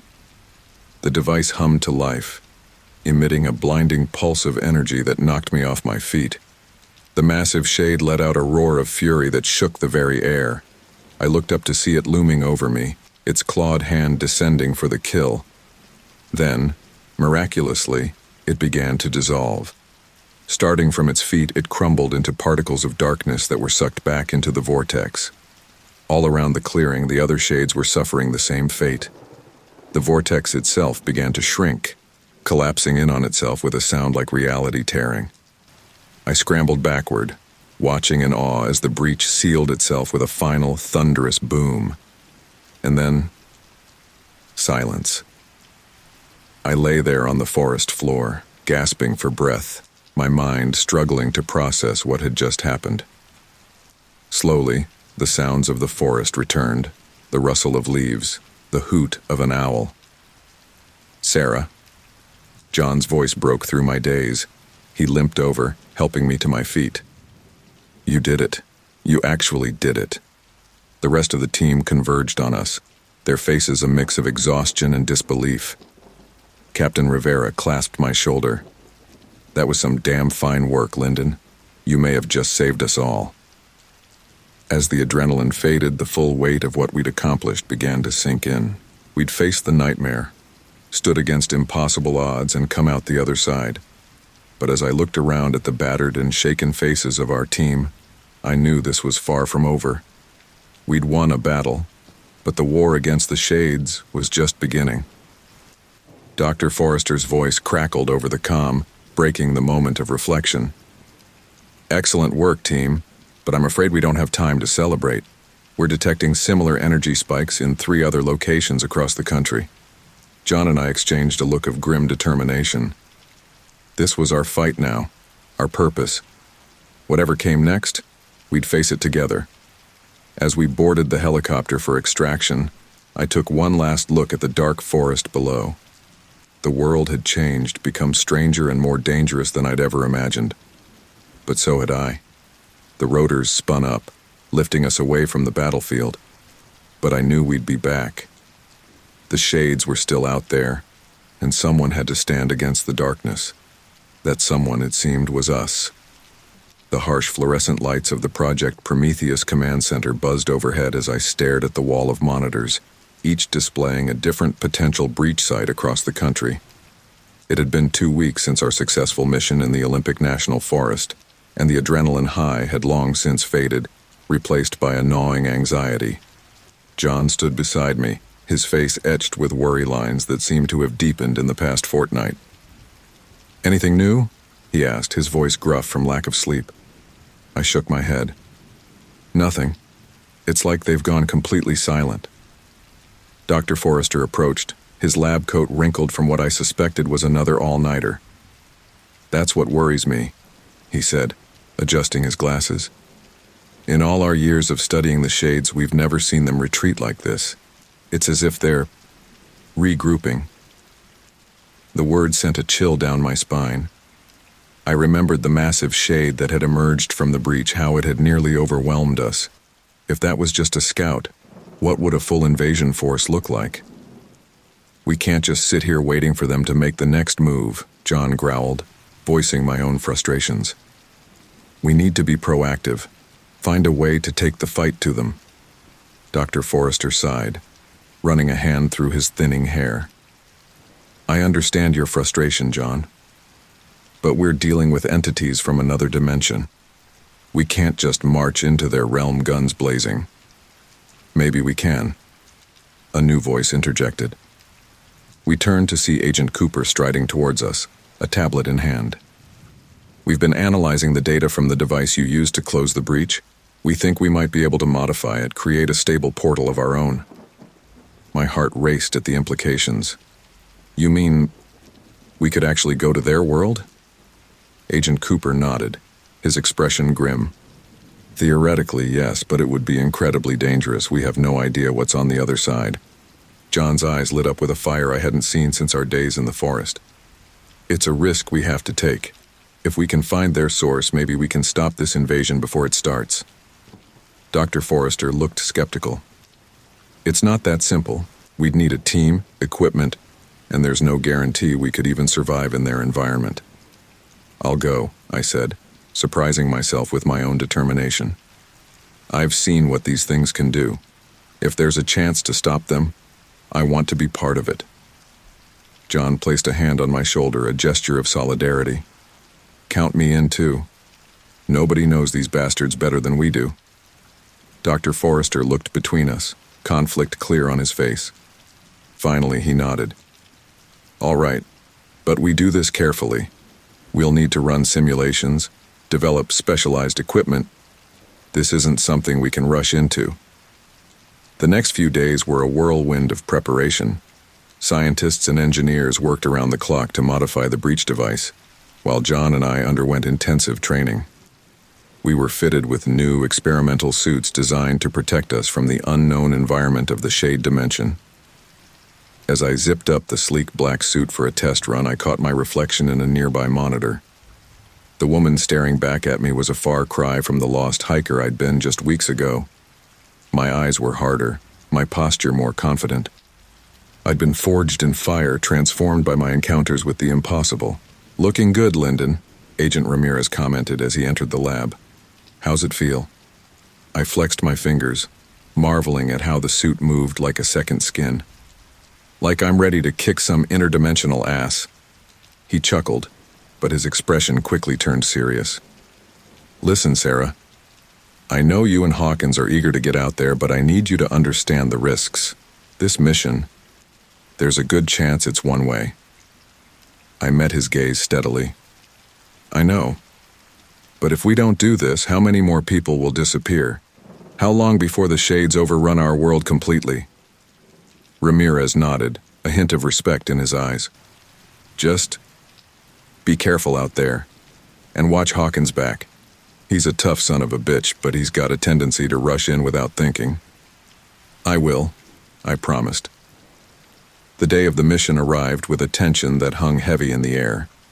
The command center was a hive of activity, technicians and scientists making last-minute adjustments to our equipment. John and I stood before the modified breach device, which now resembled a large, circular archway. Energy crackled around its edges, casting an eerie blue glow over the room. Dr. Forrester approached, holding two small devices. These are your lifelines, he explained, handing one to each of us. They'll maintain a connection to our world. If anything goes wrong, if you need extraction, just activate them. But be warned, we can only keep the portal open for 72 hours. After that, we're on our own. John finished grimly. I swallowed hard, the reality of what we were about to do finally sinking in. We were about to step into another dimension, a realm hostile to human life, populated by nightmares. Sarah, John said softly, turning to face me. You don't have to do this. No one would blame you for staying behind. I shook my head, managing a small smile. Not a chance, Hawkins. We started this together. We'll finish it together. He nodded, a look of pride and something else, something deeper in his eyes. All right then, let's go save the world. Dr. Forrester gave the signal, and the technicians began the activation sequence. The archway hummed to life, the energy within it swirling and coalescing into a shimmering portal. Through it, I could see a landscape that defied description, twisted shapes, impossible geometries, and colors that hurt to look at. It was beautiful and terrifying in equal measure. Remember, Dr. Forrester said, his voice tight with worry, your primary objective is reconnaissance. Find out what you can about the shades, their weaknesses, their plans. But if things go south, don't hesitate to use your extraction devices. John and I nodded, too focused on the task ahead to speak. We approached the portal, the energy making the hair on our arms stand on end even through our suits. Just before we stepped through, I felt John's hand grasp mine. I turned to look at him, saw the mix of fear and determination in his eyes that I knew mirrored my own. Together? He asked. I squeezed his hand. Together. And with that, we stepped into the unknown. The sensation was indescribable, like being turned inside out and reassembled in the span of a heartbeat. For a moment, I thought I'd been torn apart at the atomic level. Then, suddenly, we were through. The familiar confines of the Project Prometheus facility were gone, replaced by a world that shouldn't exist. We stood on what seemed to be solid ground, though it pulsed and shifted beneath our feet like something alive. The sky, if you could call it that, was a roiling mass of colors and shapes that made my eyes water just to look at it. Strange, crystalline structures jutted from the ground at impossible angles, reflecting and refracting light that seemed to come from everywhere and nowhere at once. In the distance, I could see shapes moving, fluid, ever-changing forms that I instinctively knew were shades in their natural habitat. "My God," John breathed, his voice filled with awe and horror in equal measure. It's beautiful," I finished, even as my mind recoiled from the alien landscape. "And terrible." We took our first tentative steps into this new world, our sensors immediately beginning to collect data on the environment. The air, if you could call it that, was thick and heavy, and I was grateful for the protection of our suits. As we moved further from the portal, which hung behind us like a tear in reality, I became aware of a sound. It was low at first, almost subliminal, but it grew steadily louder.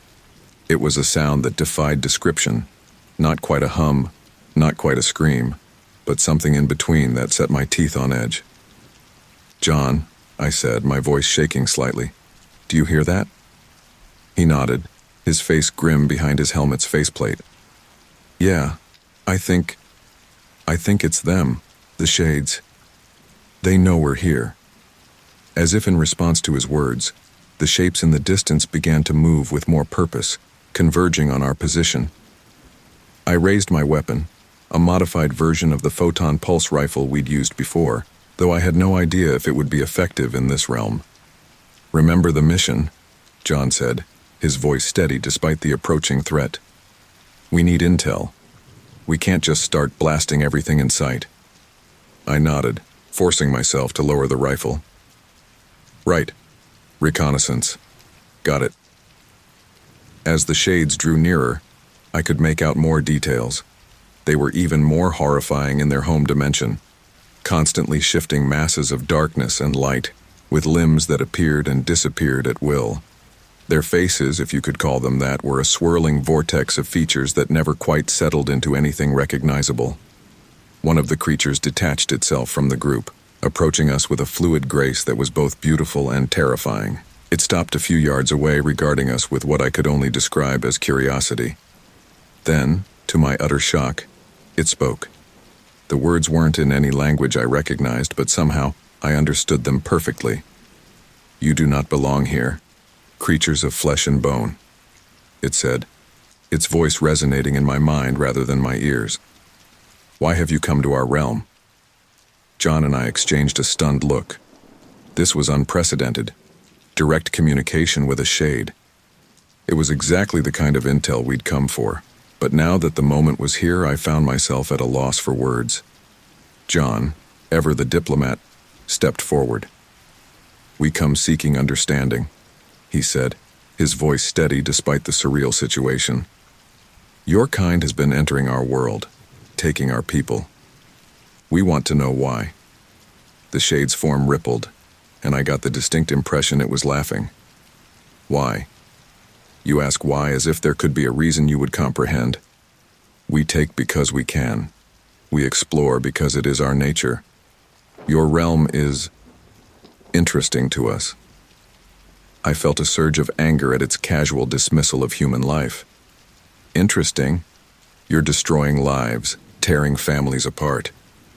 The creature turned its attention to me, and I felt the full weight of its alien intelligence bearing down on my mind. "And why should that matter to us? You are as insects to us, your lives a brief flicker in the vastness of existence." Before either of us could respond, the other shades began to close in, their forms becoming more solid, more threatening. The one we'd been speaking to seemed to grow, looming over us. "You have made a grave error coming here," it said, its voice now a menacing growl. "You sought understanding? Then understand this. Your world will be ours, and there is nothing you can do to stop it." As the shades lunged towards us, I knew we were in way over our heads. This wasn't a reconnaissance mission anymore. It was a fight for survival. "John," I shouted, raising my rifle, "I think it's time for Plan B." He nodded grimly, already reaching for his extraction device. "Couldn't agree more. Let's get the hell out of here." As the shades closed in and we activated our escape route, I couldn't shake the feeling that we'd just made things much, much worse. We'd come seeking answers, but all we'd found was a declaration of war. The portal opened beneath our feet, and as we fell back into our own dimension, I knew that the real battle was only just beginning. The familiar hum of the Project Prometheus facility enveloped us as we stumbled through the portal, gasping and disoriented. Alarms blared and a flurry of activity erupted around us as medical personnel rushed to our aid. "Seal it! Seal it now!" John shouted, his voice hoarse with panic. Dr. Forrester barked orders, and technicians scrambled to shut down the portal. The shimmering gateway flickered and collapsed with a thunderous boom, leaving behind only the empty metal arch. I fell to my knees, my legs unable to support me any longer. The transition back to our dimension had been even more jarring than the initial journey. My mind reeled, still trying to process the alien landscape we'd just escaped. "Sarah." John was at my side in an instant, his face etched with concern. "Are you all right?" I nodded weakly, unable to find my voice. The medical team swarmed around us, checking vitals and helping us out of our suits. Dr. Forrester approached, his face a mix of relief and apprehension. "What happened? You were only gone for 17 minutes. John let out a bitter laugh. 17 minutes? Felt like hours. He shook his head, his eyes haunted. "Doc, we've got a big problem." As the medical team cleared us, we were ushered into a debriefing room. Agent Cooper and Agent Ramirez joined us, their faces grim. "Start from the beginning," Cooper said, activating a recording device. "Tell us everything." John and I recounted our experience in the shade dimension, describing the impossible landscape and our encounter with the beings. As we spoke, I could see the color draining from Dr. Forrester's face. "They spoke to you?" he interrupted, leaning forward. "Actual communication?" I nodded. "It was in our heads. Not words exactly, but we understood. And they declared war," John added, his voice hard. "Said our world would be theirs." A heavy silence fell over the room. Agent Ramirez was the first to break it. "So what do we do now? We're talking about an interdimensional invasion. How the hell do we prepare for that?" Dr. Forrester removed his glasses, rubbing the bridge of his nose. "We need to analyze the data from your suits. Maybe we can find a weakness, something we can exploit." "We don't have time for analysis," John growled, slamming his fist on the table. "They could be coming through any moment. We need to act now." "And do what exactly?" Cooper shot back. "Launch nukes into another dimension? We're out of our depth here, Hawkins." As they argued, a thought struck me. "Wait," I said, my voice cutting through the tension. "The shade, it said something about us being creatures of flesh and bone. What if that's the key?" All eyes turned to me. Dr. Forrester leaned forward, intrigued. "Go on." "They seemed almost disgusted by our physical form," I explained, the idea taking shape as I spoke. "What if our physicality is something they can't comprehend or replicate? It could be a weakness." John's eyes lit up with understanding. "The photon rifles. They hurt them, but not as much as physical contact. When I hit that big one with my gun, it recoiled," I finished, like it was shocked that something solid could touch it. Dr. Forrester was already typing furiously on his tablet. "This could be significant, if we can develop weapons that exploit this weakness." A loud beep from one of the monitors interrupted him. Agent Cooper rushed to check it, his face paling. "We've got multiple breach alerts. They're coming through, all across the country. The room erupted into chaos. Orders were shouted. Personnel rushed to battle stations. In the midst of it all, John caught my eye, a look of grim determination on his face. "Looks like we're about to test your theory," he said, reaching for his weapon. The next few hours were a blur of activity. We were briefed on the situation. Breaches had opened in major cities across the country: Chicago, Los Angeles, New York, Miami. Shades were pouring through, causing panic and destruction. As we prepared to deploy, Dr. Forrester approached us with new equipment. "We've modified your suits based on the data we collected," he explained hurriedly. "They should offer better protection against the Shade's energy attacks. And these," he handed us each a strange-looking gauntlet, "are prototype melee weapons.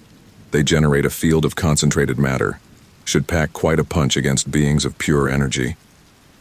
I slipped on the gauntlet, feeling it hum to life. "Where are we headed?" "New York," Agent Cooper said, joining us. "The breach there is the largest. If we can close it, it might disrupt their entire invasion plan." As we boarded the transport, I felt a mix of fear and determination. This was it. The moment everything had been leading to. The fate of our world hung in the balance. The flight to New York was tense, filled with last-minute preparations and grim speculation about what we'd find. As we approached the city, the pilot's voice crackled over the intercom. "Brace yourselves, it's bad down there." I looked out the window and felt my heart sink. The New York skyline, usually a beacon of human achievement, was now a war zone. Strange ethereal structures had sprouted between the skyscrapers, pulsing with otherworldly energy. Shades swarmed through the streets, their fluid forms a stark contrast to the solid geometry of the city. "My God," John breathed beside me. "It's like they're terraforming." We touched down in Central Park, the once green oasis now a staging ground for military operations. As we disembarked, a harried-looking colonel approached us. "You the specialists?" he asked, eyeing our unusual gear. John nodded. "John Hawkins. This is Sarah Linden. We're here to close the breach." The colonel let out a bitter laugh. "Good luck with that. We've thrown everything we have at these things. Bullets pass right through them, explosives barely slow them down. It's a goddamn nightmare." "Where's the main breach?" I asked, trying to focus on the mission. He pointed towards Midtown. "Times Square, but getting there won't be easy. These things are everywhere, and they're not alone." "What do you mean, not alone?" John asked, his voice sharp. The colonel's face darkened. "Some of the civilians they've taken, they're coming back changed, fighting alongside the invaders. It's like they've been possessed or something." I felt a chill run down my spine. The implications were horrifying. How could we fight an enemy that could turn our own people against us? "We'll handle it," John said, his voice filled with a confidence I wasn't sure he felt. "Just point us in the right direction and give us whatever support you can spare." As we moved out, the full scale of the invasion became clear. The streets were a battleground, filled with the sounds of gunfire, screams, and that eerie, otherworldly hum we'd heard in the Shade dimension. Military units fought desperately against waves of Shades, their weapons seeming to do little more than annoy the creatures. We pushed forward, our specialized weapons proving far more effective. The photon rifles sent Shades reeling, while the matter gauntlets seemed to cause them genuine pain. But for every one we took down, 2 more seemed to take its place. As we neared Times Square, we encountered our first changed human. It was a young woman, her eyes glowing with an unnatural light, her movements jerky and uncoordinated. She lunged at us with inhuman strength. "Don't kill her," I shouted, dodging her attack. "She's still human." John managed to restrain her, though it took all his enhanced strength to do so. "What do we do with her? We can't just leave her like this." Before I could respond, a squad of soldiers approached. Their leader, a grizzled sergeant, assessed the situation quickly. "We'll take her," he said. "Got a secure location for civilians we've managed to capture. Scientists are working on a way to reverse whatever's been done to them." As they took the woman away, I couldn't shake the image of her glowing eyes, the look of utter alienness in a human face. What horrors had she experienced to be changed like that? We pressed on, finally reaching Times Square. The iconic location had been transformed into something out of a nightmare. The breach hung in the air like a tear in reality, pulsing with malevolent energy. Shades poured through continuously, their forms twisting and changing as they adapted to our dimension. There, John pointed to a structure beneath the breach. It looked like a smaller version of the portal device we'd used back at the facility. That must be what's keeping the breach open. If we can destroy it. I nodded, understanding. We can cut off their invasion at the source. We fought our way towards the device, every step a battle. The shades seemed to sense our intent, throwing themselves at us with increased fury. Our suits were battered, our energy weapons running low. Just as we reached the device, a massive form emerged from the breach. It was the leader we'd encountered in the shade dimension, now even larger and more terrifying in our world. Foolish creatures, its voice boomed in our minds. Did you think you could stop the inevitable? Your world is ours now. John raised his rifle, but the creature knocked it aside with contemptuous ease. It reached for him, its form shifting and stretching in impossible ways. In that moment, time seemed to slow down. I saw John in the creature's grasp, saw the determination in his eyes even as the life was being squeezed out of him. I thought of everything we'd been through, of the bond we'd formed in the face of the impossible. I couldn't lose him. I wouldn't. With a cry of defiance, I charged forward, my matter gauntlet blazing with energy. I struck the creature with everything I had, pouring all my fear, anger, and hope into the blow. The effect was immediate and shocking. Where my gauntlet connected, the creature's form simply unraveled. It let out a psychic scream of agony that brought everyone, human and shade alike, to their knees. As the creature dissipated, its essence seemed to be sucked back into the breach. The other shades followed, as if drawn by an irresistible force. John staggered to his feet, his eyes wide with disbelief. "Sarah, what did you do?" I stared at my gauntlet, then at the breach, which was now fluctuating wildly. I don't know, but I think we just found their weakness. With renewed determination, we turned to the portal device. Together, we unleashed the full power of our weapons upon it. The machine sparked and sputtered, then exploded in a burst of otherworldly energy. The breach pulsed once, twice, then began to shrink. The remaining shades were pulled back into their dimension, their unearthly shrieks fading as the tear in reality closed. And then suddenly it was over. The breach snapped shut with a thunderclap that shook the entire city. The strange structures the shades had created began to crumble, fading like mirages. We stood there in the eerie silence that followed, scarcely able to believe what had just happened. Around us, soldiers and civilians alike began to cheer as they realized the invasion had been repelled. John turned to me, a mixture of awe and pride on his face. "You did it, Sarah. You saved us all." I shook my head, feeling the weight of exhaustion settling over me. We did it. Together. As the sun began to rise over the battered but unbroken New York skyline, I knew that this was only the beginning. We'd won a crucial battle, but the war was far from over. The shades would be back, and next time, they'd be ready for us. But so would we. We'd faced the impossible and survived. We'd looked into the face of an alien terror and found the strength to fight back. Whatever came next, we'd face it together, and we'd win. The acrid smell of smoke and otherworldly energy still hung in the air as dawn broke over New York City. The once bustling streets of Manhattan were eerily quiet, save for the occasional rumble of military vehicles and the distant wail of sirens. John and I stood amidst the rubble of Times Square, our battered suits covered in a fine layer of interdimensional dust. "We should get back to base," John said, his voice hoarse from shouting orders during the battle. "They'll want a full debrief." I nodded, too exhausted to speak. As we made our way through the debris-strewn streets, the full extent of the damage became clear. Buildings were scarred with strange geometric patterns where shade energy had impacted. Abandoned vehicles littered the roads, some partially phased into the asphalt as if reality itself had hiccuped.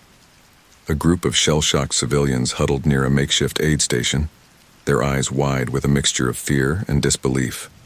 A young boy, no more than 7 or 8, broke away from his mother and ran up to us. "Are you the ones who saved us?"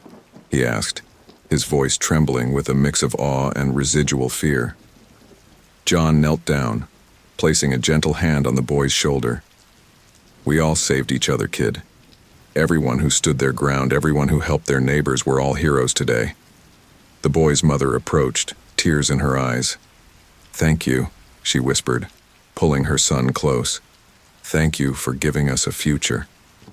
As we continued on, I felt the weight of responsibility settle heavily on my shoulders. We'd won this battle, but at what cost? And how long before the Shades regrouped and tried again? We reached the temporary command center set up in Grand Central Station. The historic building's cavernous main concourse was now a hive of activity, filled with military personnel, scientists, and government officials all trying to make sense of what had just happened. Dr. Forrester rushed to meet us, his usually immaculate appearance disheveled. "Thank God you're all right," he said, relief evident in his voice. "We've been monitoring the situation as best we could, but communications have been spotty. What happened out there?" Before we could answer, Agent Cooper approached, his suit dusty but somehow still impeccable. "Save the reunion for later, Doctor. We need to debrief now. The President is waiting for an update." We were ushered into a makeshift conference room, where a large screen displayed a live feed from the White House Situation Room. The President looked haggard, the events of the past 24 hours clearly taking their toll. "Ms. Linden, Mr. Hawkins," she addressed us directly. "I'm told we have you to thank for turning the tide of this invasion. Can you explain exactly what happened?" John and I exchanged a glance before I stepped forward. "Madam President, we discovered a crucial weakness in the Shades' physiology. They're vulnerable to concentrated matter, especially when it's charged with the same energy they use." I held up my gauntlet, now scarred and dented from the battle. This prototype weapon was able to disrupt their form at a fundamental level. When we used it on their leader and destroyed the device maintaining the breach, it created a kind of interdimensional vacuum. It pulled them back to their own reality. The President leaned forward, her eyes intense. "And you're certain they're gone? All of them?" John shook his head. "Not all of them, no. We've received reports of smaller pockets of resistance in other cities, and there's no guarantee they won't try to open new breaches. Not to mention the humans they've changed," I added, remembering the possessed woman we'd encountered. "We need to find a way to help them." The President nodded gravely. "I understand. Dr. Forrester, what's your assessment? Can we defend against another attack like this?" Dr. Forrester cleared his throat. "Madam President, what we've witnessed here is beyond anything in our current scientific understanding. But," he glanced at John and me, a hint of pride in his eyes, "we've made significant breakthroughs. With further research and development, I believe we can create more effective countermeasures." "See that you do," the President said. "I'm officially classifying this event at the highest level of national security. As far as the public is concerned, this was a coordinated terrorist attack using experimental technology. We can't risk global panic." I felt a surge of frustration. "With all due respect, Madam President, people deserve to know the truth. They need to be prepared for what might come next." The President's expression softened slightly. "I understand your concern, Ms. Linden, but right now, the world needs hope and stability, not fear of an enemy they can't comprehend. We'll release information gradually, as we develop better defenses." As the call ended, I turned to John, ready to argue our case further. But the look on his face stopped me. He seemed older somehow, the weight of our experiences etched into the lines around his eyes. "She's right, Sarah," he said softly. "The world's not ready for the full truth. Not yet." Before I could respond, a commotion outside the room caught our attention.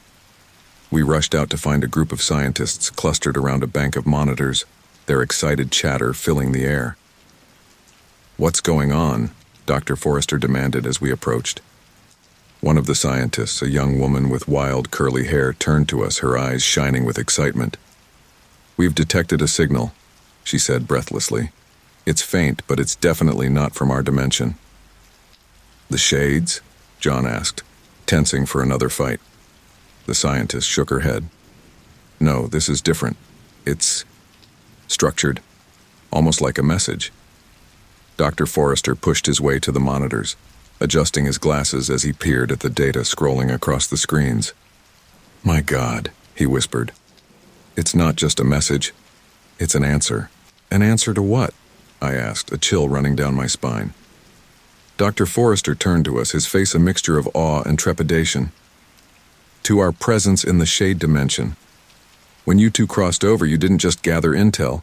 You sent out a beacon, and something out there heard it. The implications hit me like a physical blow. Are you saying there are other beings out there? Other dimensions?"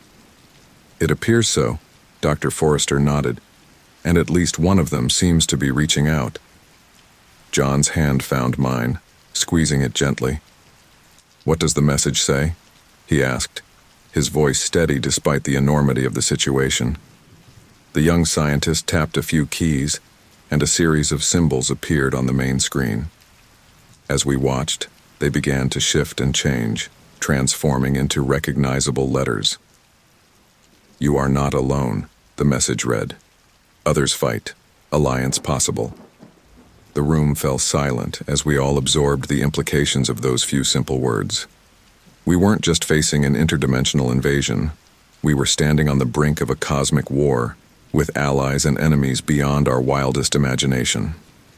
"Well," John said, breaking the silence with a wry smile, "I guess retirement's out of the question." Despite everything, I found myself laughing. It was that or scream at the sheer insanity of our situation. "Looks like we've got our work cut out for us," I said, squeezing his hand back. Dr. Forrester was already barking orders, setting up teams to analyze the message and attempt communication. Agent Cooper was on the phone, presumably updating his superiors on this new development. As the room buzzed with renewed energy and purpose, I took a moment to really look at John. Despite the cuts, bruises, and obvious exhaustion, there was a fire in his eyes that I recognized. It was the same determination that had kept him fighting the shades alone all those years, the same spirit that had drawn me into this impossible crusade.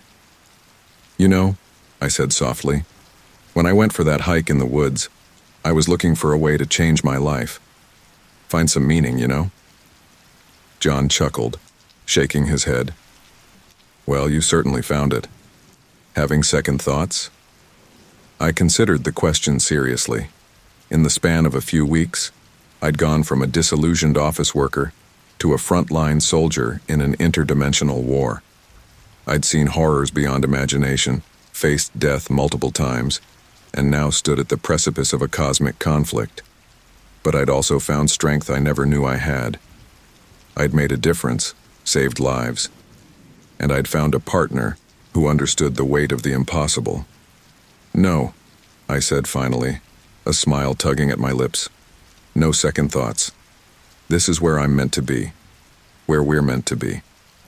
John's eyes softened, and for a moment, I saw past the hardened exterior to the man beneath, the one who'd carried the burden of knowledge alone for so long. "I'm glad you're here, Sarah," he said quietly. "I couldn't do this without you." Before I could respond, Dr. Forrester called us over. "We're ready to send a reply," he said, his fingers hovering over the keyboard. "What should we say?"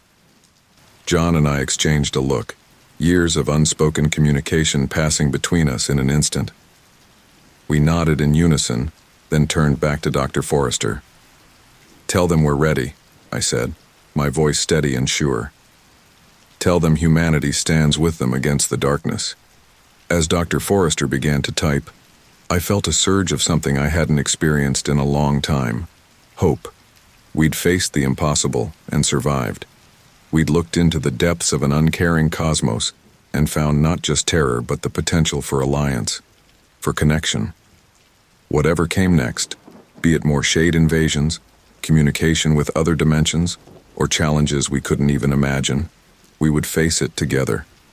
Not just John and me, but all of humanity, standing united against the darkness between worlds. The message sent, its symbols pulsing across the screen before vanishing into the ether. As we waited for a response, I realized that this wasn't an ending. It was a beginning, the start of humanity's next great adventure, and we would be there, on the front lines, ready to write the next chapter in this cosmic story.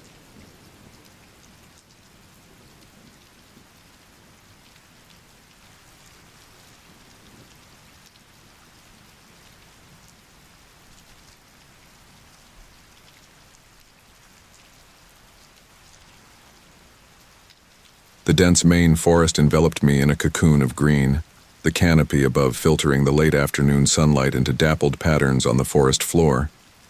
I inhaled deeply, savoring the rich scent of pine and damp earth. This solo camping trip was exactly what I needed to clear my head after months of grueling work in the city. As I hiked along the narrow trail, my backpack heavy with supplies, I couldn't shake the feeling that something was different about this part of the woods. The bird songs that had accompanied me for miles had faded, replaced by an eerie silence broken only by the crunch of leaves and twigs beneath my boots. I paused, taking a swig from my water bottle and wiping the sweat from my brow. That's when I saw it, an ancient oak tree, its gnarled branches reaching out like skeletal fingers against the darkening sky. Something about it drew me closer, an inexplicable pull that I couldn't resist. As I approached, my eyes widened. Deep, jagged letters were carved into the bark, standing out starkly against the weathered wood. My heart began to race as I traced my fingers over the message, feeling each groove and indent. Help. Trapped. Can't leave. Dying below the desperate plea, a date was etched. 8/15/2014, 10 years ago. What the hell? I muttered, my voice sounding unnaturally loud in the stillness of the forest. A chill ran down my spine despite the warm summer air. I took a step back, my mind reeling. Who had carved this message? Were they still out here somewhere? The date suggested otherwise, but the urgency of the words made my skin crawl. I dropped my backpack and began to search the immediate area, my eyes darting between trees and undergrowth. "Hello?" I called out, my voice echoing through the trees. "Is anyone there?" Only silence answered me. I spent the next hour combing the surrounding forest, looking for any sign of human presence. Old campsites, discarded items, anything that might give a clue about the person who left this chilling message. But as the light began to fade, I had to admit defeat. There was nothing to find. With a heavy heart and an uneasy mind, I made my way back to the old oak tree. I couldn't shake the feeling that I was being watched, though I knew it was likely just paranoia sparked by the unsettling discovery. I set up my tent a short distance from the tree, unable to stray too far from the mystery that now consumed my thoughts. As I worked, I couldn't help but glance repeatedly at the carved message, half expecting it to change or disappear. Once my camp was established, I sat cross-legged in front of my tent, staring at the tree as I ate a cold dinner of trail mix and beef jerky. The forest had grown dark, and my headlamp cast long shadows that seemed to dance and twist with a life of their own. "Get it together," I chided myself, shaking my head. "It's just an old carving, probably some kid's idea of a prank." But even as I said the words, I knew I didn't believe them. The depth of the carving, the desperation evident in every jagged letter. This was no prank. Someone had been here, had been trapped, had been dying, and I had no idea what had happened to them. Sleep eluded me that night. I tossed and turned in my sleeping bag, the carved words burning behind my eyelids every time I closed them. My mind raced with possibilities, each more terrifying than the last. Was it a hiker who had gotten lost, a victim of some violent crime? Or was it something else entirely, something I couldn't even begin to comprehend? As the first light of dawn began to filter through the trees, I made a decision. I had to report this to the park rangers. They needed to know about the message, even if it was years old. I broke camp quickly, my movements fueled by a mix of anticipation and dread. Before leaving, I approached the oak tree one last time, running my hand over the rough bark. "I'll find out what happened to you," I whispered, making a silent vow to the unknown person who had left this haunting plea. "I promise." The hike back to the ranger station seemed to take an eternity. Every snapping twig made me jump. Every shadow held the potential for some unknown threat. By the time I stumbled into the clearing where the small wooden building stood, I was a bundle of frayed nerves. I burst through the door, startling the young ranger behind the desk. "I need to report something," I said, my words tumbling out in a rush. The ranger, whose name tag read Mike, stood up, concern etched on his face. "Whoa, slow down there, what's going on? Are you hurt?" I shook my head, taking a deep breath to calm myself. "No, I'm fine, but I found something in the woods, a message carved into a tree. It says someone was trapped, that they were dying. It's dated 10 years ago." Mike's brow furrowed. "A carved message? Can you show me exactly where you found this?" I nodded, pulling out my map and pointing to the location. Mike studied it for a moment, then shook his head. "That's odd. We don't have any records of missing persons in that area, not in the last decade at least." My heart sank. But the message, it seemed so real, so desperate. Mike gave me a sympathetic look. "I'm not saying I don't believe you. Sometimes people carve things into trees as a joke or to scare others. But we take all reports seriously. I'll send a team out to investigate." I felt a mix of relief and frustration. "Can I go with them? I can show them exactly where the tree is." Mike shook his head. "I'm sorry, but we can't allow civilians on official investigations. It's a liability issue, but I promise we'll look into it thoroughly." I wanted to argue, to insist that I needed to be there, but I knew it would be futile. Instead, I gave Mike my contact information and a detailed description of the tree and its location. As I left the ranger station, the weight of the mystery settled heavily on my shoulders. The rangers might investigate, but would they feel the same urgency I did? Would they understand the importance of those desperate words carved into ancient bark? I got into my car, my camping trip cut short by this unexpected discovery. As I drove away from the forest, I couldn't shake the feeling that this was only the beginning. The carved message, and the fate of the person who wrote it, had become a part of me now. A chilling mystery that I knew would haunt me until I uncovered the truth. I glanced in the rearview mirror, watching the trees recede into the distance. "I'll be back," I promised, both to myself and to the unknown person who had left their mark on that old oak tree.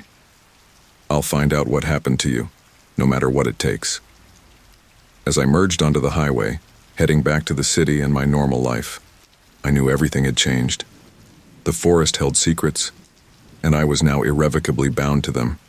Whatever had happened 10 years ago, whatever force had trapped that poor soul, I was now a part of it, and I wouldn't rest until I uncovered the truth, no matter where it led me. The soft glow of my laptop screen illuminated my face in the darkness of my apartment. Outside, the city hummed with its usual nocturnal activity, but I was oblivious to it all. My eyes burned from hours of staring at the screen, but I couldn't stop. The mystery of the carved message consumed me. "Come on, there has to be something," I muttered, scrolling through yet another fruitless search result. It had been 3 days since I returned from my camping trip, and I had spent every free moment researching. Maps of Maine forests covered my coffee table, marked with red circles where I thought similar incidents might have occurred. Stacks of printouts from old news articles littered the floor around me, each one a potential lead that had ultimately led nowhere. I rubbed my eyes, feeling the weight of exhaustion settling over me, but I couldn't sleep. Every time I closed my eyes, I saw those desperate words carved into the tree. Help, trapped, can't leave, dying. My phone buzzed, startling me. It was a text from my friend Lisa. "Hey, you alive in there? Haven't heard from you in days." I sighed, guilt washing over me. I had been ignoring everyone since I got back. "Yeah, sorry. Been busy with something. I'll explain later," I texted back. I turned back to my laptop, determined to find something, anything that could shed light on the mystery. As I scrolled through another page of search results, a forum post caught my eye. Strange messages found carved in trees across the country.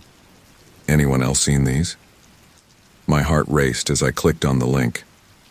The post was old, dated almost 2 years ago, but it described incidents eerily similar to what I had experienced. People hiking in various forests across the United States had stumbled upon trees with desperate messages carved into them, all dated years before they were found. "This can't be a coincidence," I whispered, leaning closer to the screen. I created an account on the forum and replied to the post, my fingers flying over the keyboard as I described my own experience in detail. As I hit send, a mix of excitement and apprehension washed over me. Was I opening a door that was better left closed?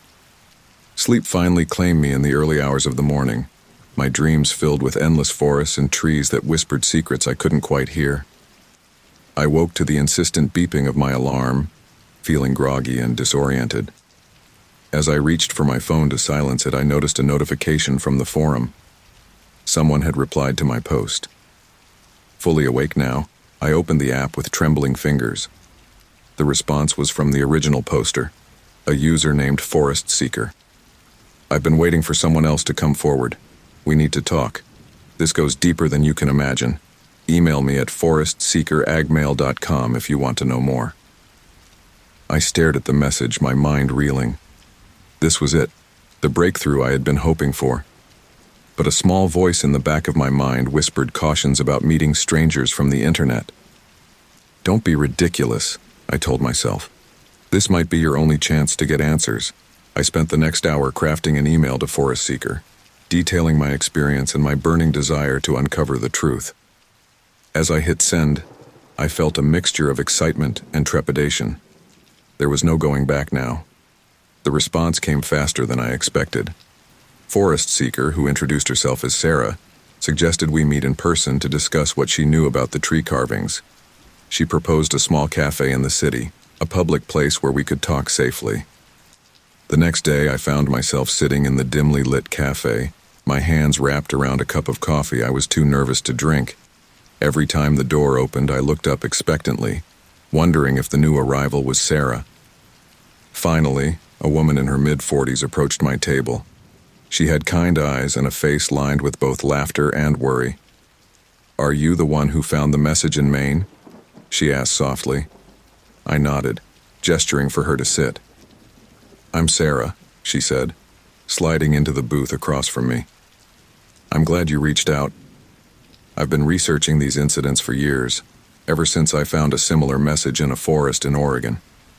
My eyes widened. "You've seen one too? What did it say?" Sarah's face darkened. "Almost the same as yours. Help, lost, can't find my way out. It was dated 15 years before I found it." "Did you report it to the authorities?" I asked. She nodded. "Of course, but like in your case, they found nothing.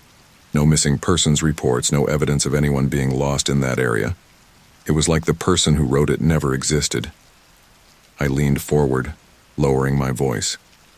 "What do you think is happening, Sarah? Who's leaving these messages?" Sarah glanced around the cafe before answering.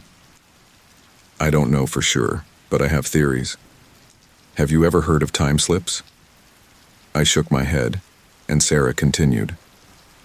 "Some people believe that there are places in the world where the fabric of time is thin.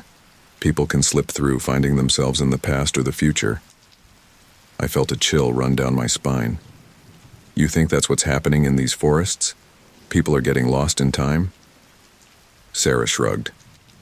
"It's just a theory, but it would explain why no one is ever found, why there are no missing persons reports.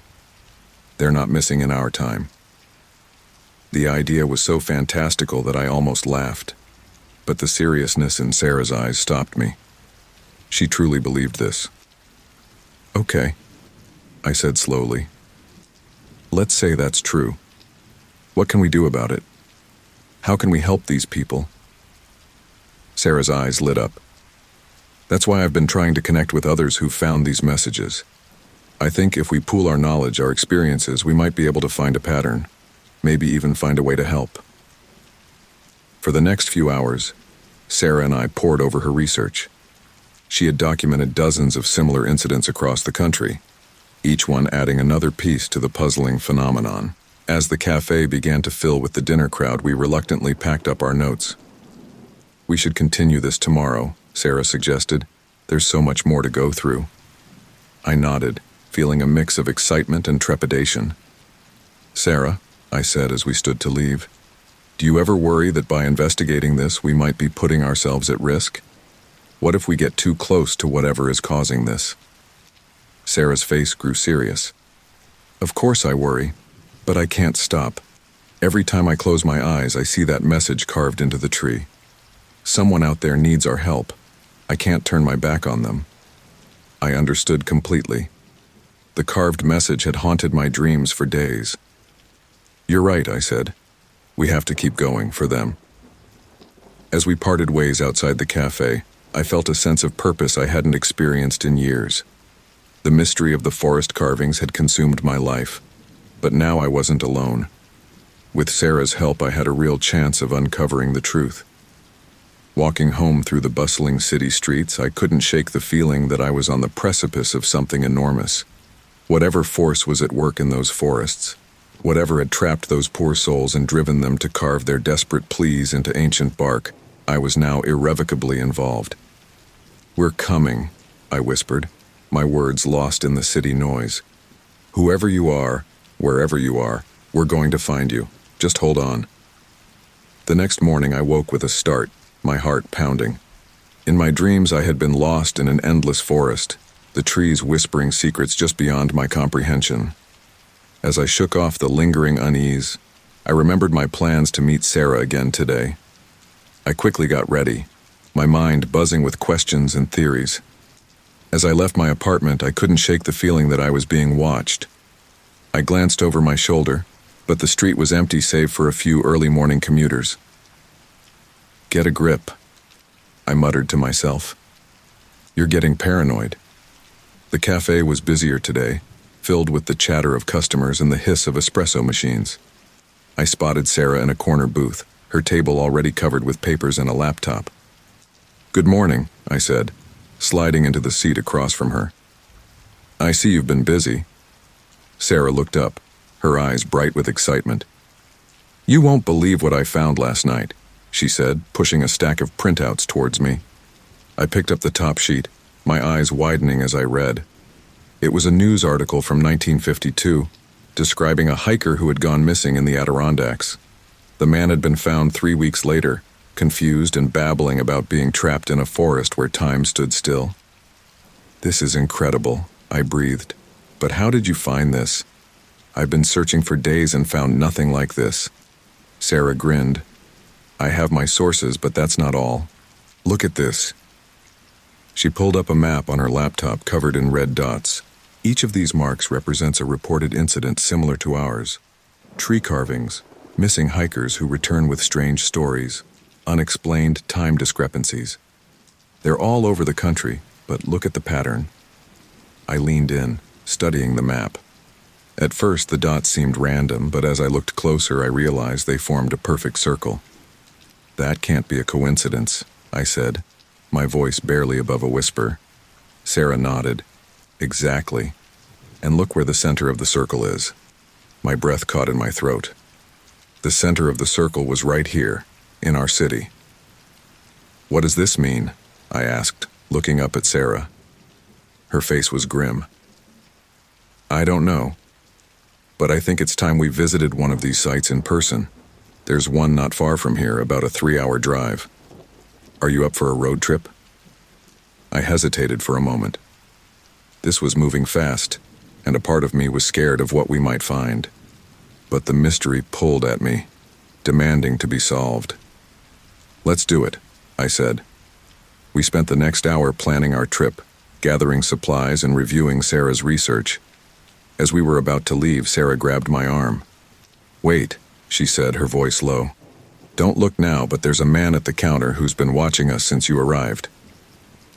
My heart raced as I casually glanced towards the counter. A tall man in a dark coat was indeed looking our way, his face partially hidden by a newspaper. "Maybe he's just waiting for his coffee," I suggested, trying to keep my voice steady. Sarah shook her head. "He hasn't ordered anything, and he was outside when I arrived, just standing across the street." A chill ran down my spine. "What should we do?" "Act normal," Sarah whispered. "We'll leave separately. Meet me at my car in 10 minutes. It's the blue sedan parked 2 blocks down." I nodded, trying to keep my hands from shaking as I gathered my things. Sarah left first, and I forced myself to wait a few minutes before following. As I stepped out onto the street, I resisted the urge to look around for the mysterious man. Instead, I walked briskly in the direction of Sarah's car, my heart pounding in my chest. I had almost reached the car when I heard footsteps behind me. Fighting panic, I quickened my pace. "Excuse me," a deep voice called out. "I need to talk to you about the forest." I froze, my hand on the car door handle. Slowly, I turned to face the man from the cafe. Up close, he looked less threatening. His face was lined with worry, and his eyes held a desperation I recognized all too well. "Who are you?" I asked, my voice steadier than I felt. "My name is David," he said, "and I think I can help you understand what's happening in those forests." Before I could respond, Sarah appeared beside me, her face a mask of suspicion. "How do you know about the forests?" she demanded. David looked around nervously. "Not here. It's not safe. Please, can we go somewhere private to talk?" Sarah and I exchanged glances. This could be a trap, but it could also be the break we'd been hoping for. "Fine," Sarah said after a moment. "But we do this on our terms. You'll ride in the back, and if you try anything, I warn you I'm armed." David nodded, relief washing over his face. "Thank you. You won't regret this." As we drove out of the city, the tension in the car was palpable. David sat silently in the back, while Sarah kept glancing at him in the rearview mirror. Finally, as the urban sprawl gave way to rolling countryside, Sarah spoke. "All right, David, start talking. How do you know about the forests?" David took a deep breath. "Because I was trapped in one, for what felt like years." I turned in my seat to face him. "What do you mean, trapped?" "It was supposed to be a simple hiking trip," David began, his voice trembling slightly. "But I got turned around, and suddenly nothing looked familiar. The trees seemed to move, changing position every time I looked away. And the sky never changed. It was like time had stopped." "How did you escape?" Sarah asked, her knuckles white on the steering wheel. David's face darkened. "I'm not sure I did. One moment I was there, and the next I was back on the main trail. But when I got back to civilization, I discovered that only a few hours had passed. For me, it had been years." I felt a chill run down my spine. "When did this happen?" "According to the calendar, 3 weeks ago," David said. "But for me, it's been a lifetime." The car fell silent as we absorbed this information. It aligned with our theories, but hearing it firsthand made it all too real. "Why were you following us?" I asked finally. David looked ashamed. "I've been searching for answers since I got back. When I overheard you talking in the cafe, I knew you were investigating the same thing. I had to reach out, but I was afraid you wouldn't believe me." Sarah pulled the car over to the side of the road and turned to face David. "We believe you," she said softly. "And we want to help. But we need to know everything you can tell us about your experience." For the next hour, we sat in the parked car as David recounted his harrowing tale. He described a forest that defied the laws of physics, where time and space seemed to bend and warp. He told us about other people he had encountered there, some who had been trapped for what seemed like centuries. As David talked, I furiously took notes, my mind reeling with the implications of his story. This was bigger than we had imagined, more terrifying, and more urgent. "We need to go to the site," I said as David finished his tale. "We need to see for ourselves." Sarah nodded, her face set with determination. Agreed. David, will you come with us? Your experience could be invaluable. David hesitated for a moment, fear flashing across his face, but then he squared his shoulders and nodded. Yes. If there's a chance we can help the others still trapped there, I have to try. As Sarah started the car and pulled back onto the road, I felt a mix of excitement and dread. We were heading into unknown territory, facing forces we didn't understand. But we weren't alone anymore. With Sarah's research, my determination, and David's first-hand experience, we had a real chance of unraveling this mystery. As the landscape rushed by outside the window, I silently renewed my vow to the unknown people who had left those desperate messages. We're coming, I thought. And this time, we might actually be able to help. The car hummed along the winding country road, the rhythmic sound of tires on asphalt a stark contrast to the tension inside the vehicle. Sarah's knuckles were white on the steering wheel, her eyes fixed on the road ahead. In the passenger seat, I alternated between scribbling notes and studying the map on my phone. David sat in the back, his gaze distant, lost in memories of his harrowing experience. We're getting close, Sarah announced, breaking the silence. The coordinates of the next carving site should be just a few miles ahead. I nodded, double-checking our location on the map. According to this, we should be looking for a trailhead on the right. It'll lead us into the forest where the carving was reported. As we rounded a bend, a small parking area came into view. Sarah pulled in, cutting the engine. The sudden silence was deafening. This is it, she said, her voice barely above a whisper.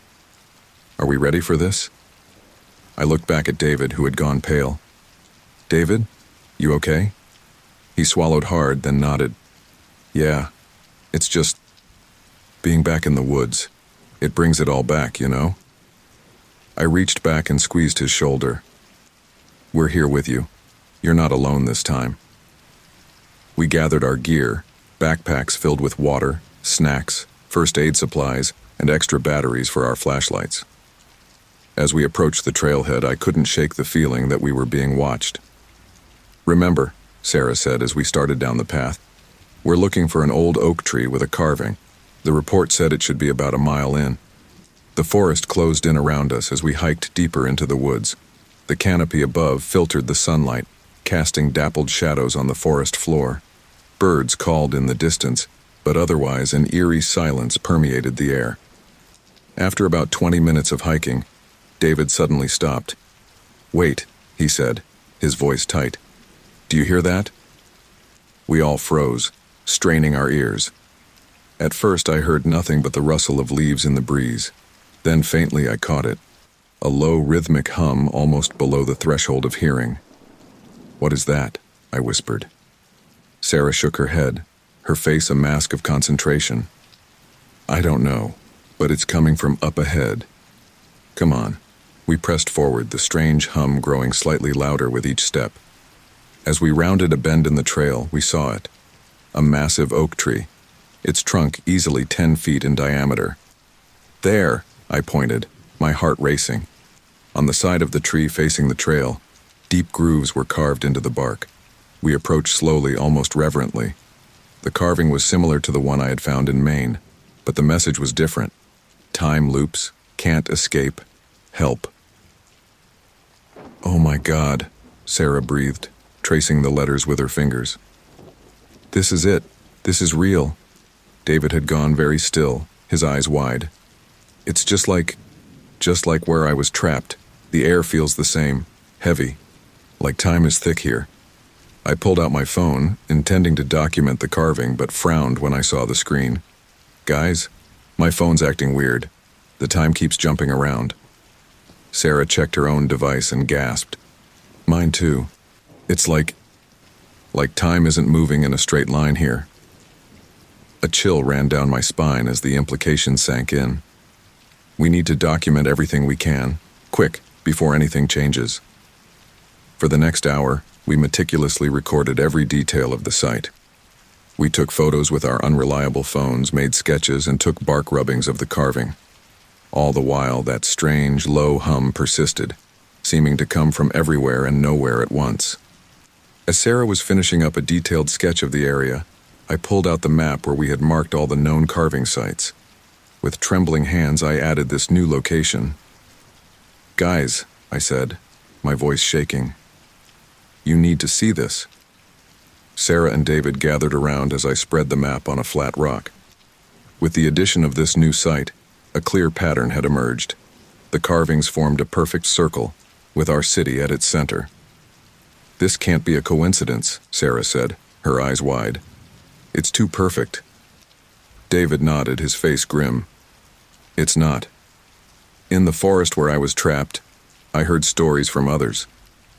They spoke of a network, a web of these places all connected somehow." I felt a chill run down my spine. Connected to what? Before David could answer, a sharp crack echoed through the forest. We all jumped, spinning around to face the sound. "What was that?" Sarah whispered. "I don't know," I replied, my heart pounding.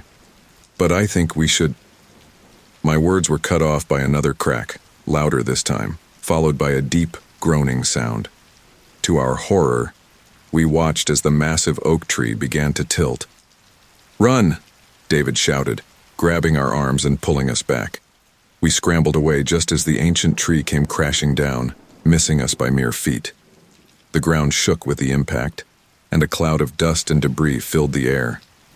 As the dust settled, we stared in shock at the fallen giant. Where the tree had stood, a dark hole gaped in the earth, the roots having been torn away. Is everyone okay?" I asked, coughing and waving away the dust. Sarah and David nodded, too stunned to speak. Cautiously, we approached the fallen tree. The carving was now face down, hidden from view, but something else caught my eye. "Look," I said, pointing to the hole left by the uprooted tree. "There's something down there." Nestled in the tangle of roots and dirt was a small metal box. It looked old, its surface corroded and dented. With shaking hands, I reached down and pulled it free. It was surprisingly heavy for its size. "Should we open it?" Sarah asked, her voice hushed. David nodded. "We have to. It might hold answers." I took a deep breath and lifted the lid. Inside, we found a collection of papers, yellowed with age, and a small, strange device that looked like a cross between a compass and a watch. "What is all this?"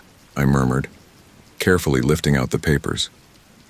As I unfolded the top sheet, my breath caught in my throat. It was a letter, dated 1923, and it began, "To whoever finds this, I pray you can succeed where we have failed. The forest traps are spreading, and we fear we cannot contain them much longer." Sarah, David, and I exchanged looks of shock and determination. We had come seeking answers, and instead we had stumbled upon a decades-old mystery that ran far deeper than we could have imagined. "We need to get this somewhere safe," Sarah said, carefully repacking the box. "We can't risk losing any of this information." I nodded, my mind reeling with the implications of what we'd found. "Agreed, but we can't leave yet. We need to check the other sites on the map. If they form a perfect circle, there has to be a reason." David looked nervous but resolute. "You're right. Whatever's happening here, it's bigger than just one forest. We need to understand the whole picture." As we gathered our things and prepared to leave, I cast one last look at the fallen oak. The carving was now hidden, but its message echoed in my mind. "Time loops, can't escape, help."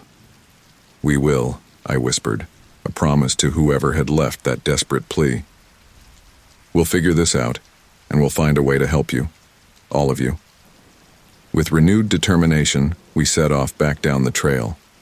The forest seemed different now, charged with an energy we couldn't quite explain. The low hum had faded, but in its place was a sense of anticipation, as if the very trees were watching us, waiting to see what we would do next. As we reached the car, Sarah turned to us, her face set with resolve. "Where to next?" I pulled out the map, my finger tracing the circle of carving sites. "Here," I said, pointing to the next closest location. "We keep going. We check every site, gather every piece of evidence we can." David nodded, a mix of fear and determination in his eyes. And then, I said, folding the map, we figure out what's at the center of this circle. Because whatever it is, I have a feeling it's the key to this whole mystery. As we piled into the car and set off for our next destination, I couldn't shake the feeling that we had just taken our first steps down a path from which there was no turning back. The forest's secrets were beginning to unravel, and we were now irrevocably entangled in its mysteries. The car's headlights cut through the gathering dusk as we approached our third carving site. We had been driving for hours, the landscape outside morphing from rolling hills to dense forest. The atmosphere inside the vehicle was tense, each of us lost in our own thoughts about what we might find. Sarah's knuckles were white on the steering wheel as she navigated the winding forest road. "We should be close now," she said, breaking the silence. "The coordinates indicate it's just up ahead." I nodded, checking the map on my phone one last time. There should be a small clearing where we can park. The carving site is about a half-mile hike from there. As we pulled into the clearing, the car's headlights illuminated a weathered wooden sign. "Whispering Pines Trail. Enter at your own risk." David let out a nervous chuckle from the back seat. "Well, that's not ominous at all." We gathered our gear in silence, each of us double-checking our flashlights and supplies. The forest loomed around us, the trees seeming to press in closer with each passing moment. "Remember," Sarah said as we approached the trailhead, "we stick together no matter what. If anyone feels something's off, we say so immediately." David and I nodded in agreement, and we set off down the trail. The beam of our flashlights carved a path through the darkness, casting long shadows that seemed to dance and twist with a life of their own. As we hiked deeper into the woods, an unsettling silence fell over us. There were no sounds of nocturnal animals, no rustle of leaves in the wind. It was as if the forest itself was holding its breath. Suddenly, David stopped in his tracks. "Do you smell that?" he whispered. I paused, inhaling deeply. A faint, acrid scent hung in the air, reminiscent of ozone after a lightning strike. Sarah frowned. "It's the same smell I noticed at the last site, just before we found the carving." We pressed on, the strange scent growing stronger with each step. As we rounded a bend in the trail, our flashlights illuminated a sight that made us all gasp. Before us stood not one, but dozens of trees, each bearing carved messages of desperation and fear. "Oh my God," I breathed, my heart pounding in my chest. We spread out, our flashlights dancing from tree to tree, revealing message after chilling message. "Lost in time. Please help. Days repeat. Can't escape. If you read this, I'm still here." Each carving was dated, some going back decades, others seemingly more recent. "This is impossible," Sarah muttered, her voice shaking. "How could no one have found this before?" I shook my head, unable to formulate a response.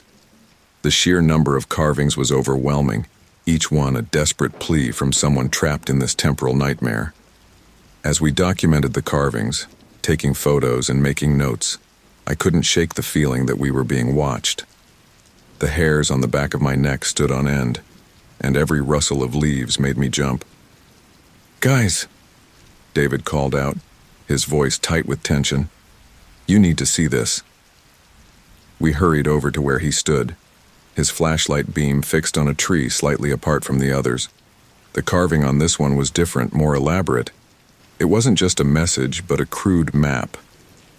"Is that—" Sarah began. I nodded, my mouth dry. "It's a map of the carving sites. Look, there's the circle we discovered." But the map showed more than just our circle. At its center was a symbol we hadn't seen before, a spiraling glyph that seemed to pulse in the flashlight's beam. "What do you think it means?" David asked, his voice barely above a whisper. Before anyone could answer, a twig snapped in the darkness beyond our lights. We all whirled around, hearts racing. "Hello?" I called out, trying to keep my voice steady. "Is someone there?" Silence answered us, broken only by our rapid breathing. We should go, Sarah said, her voice low and urgent. Something's not right here. As we turned to leave, a flicker of movement caught my eye.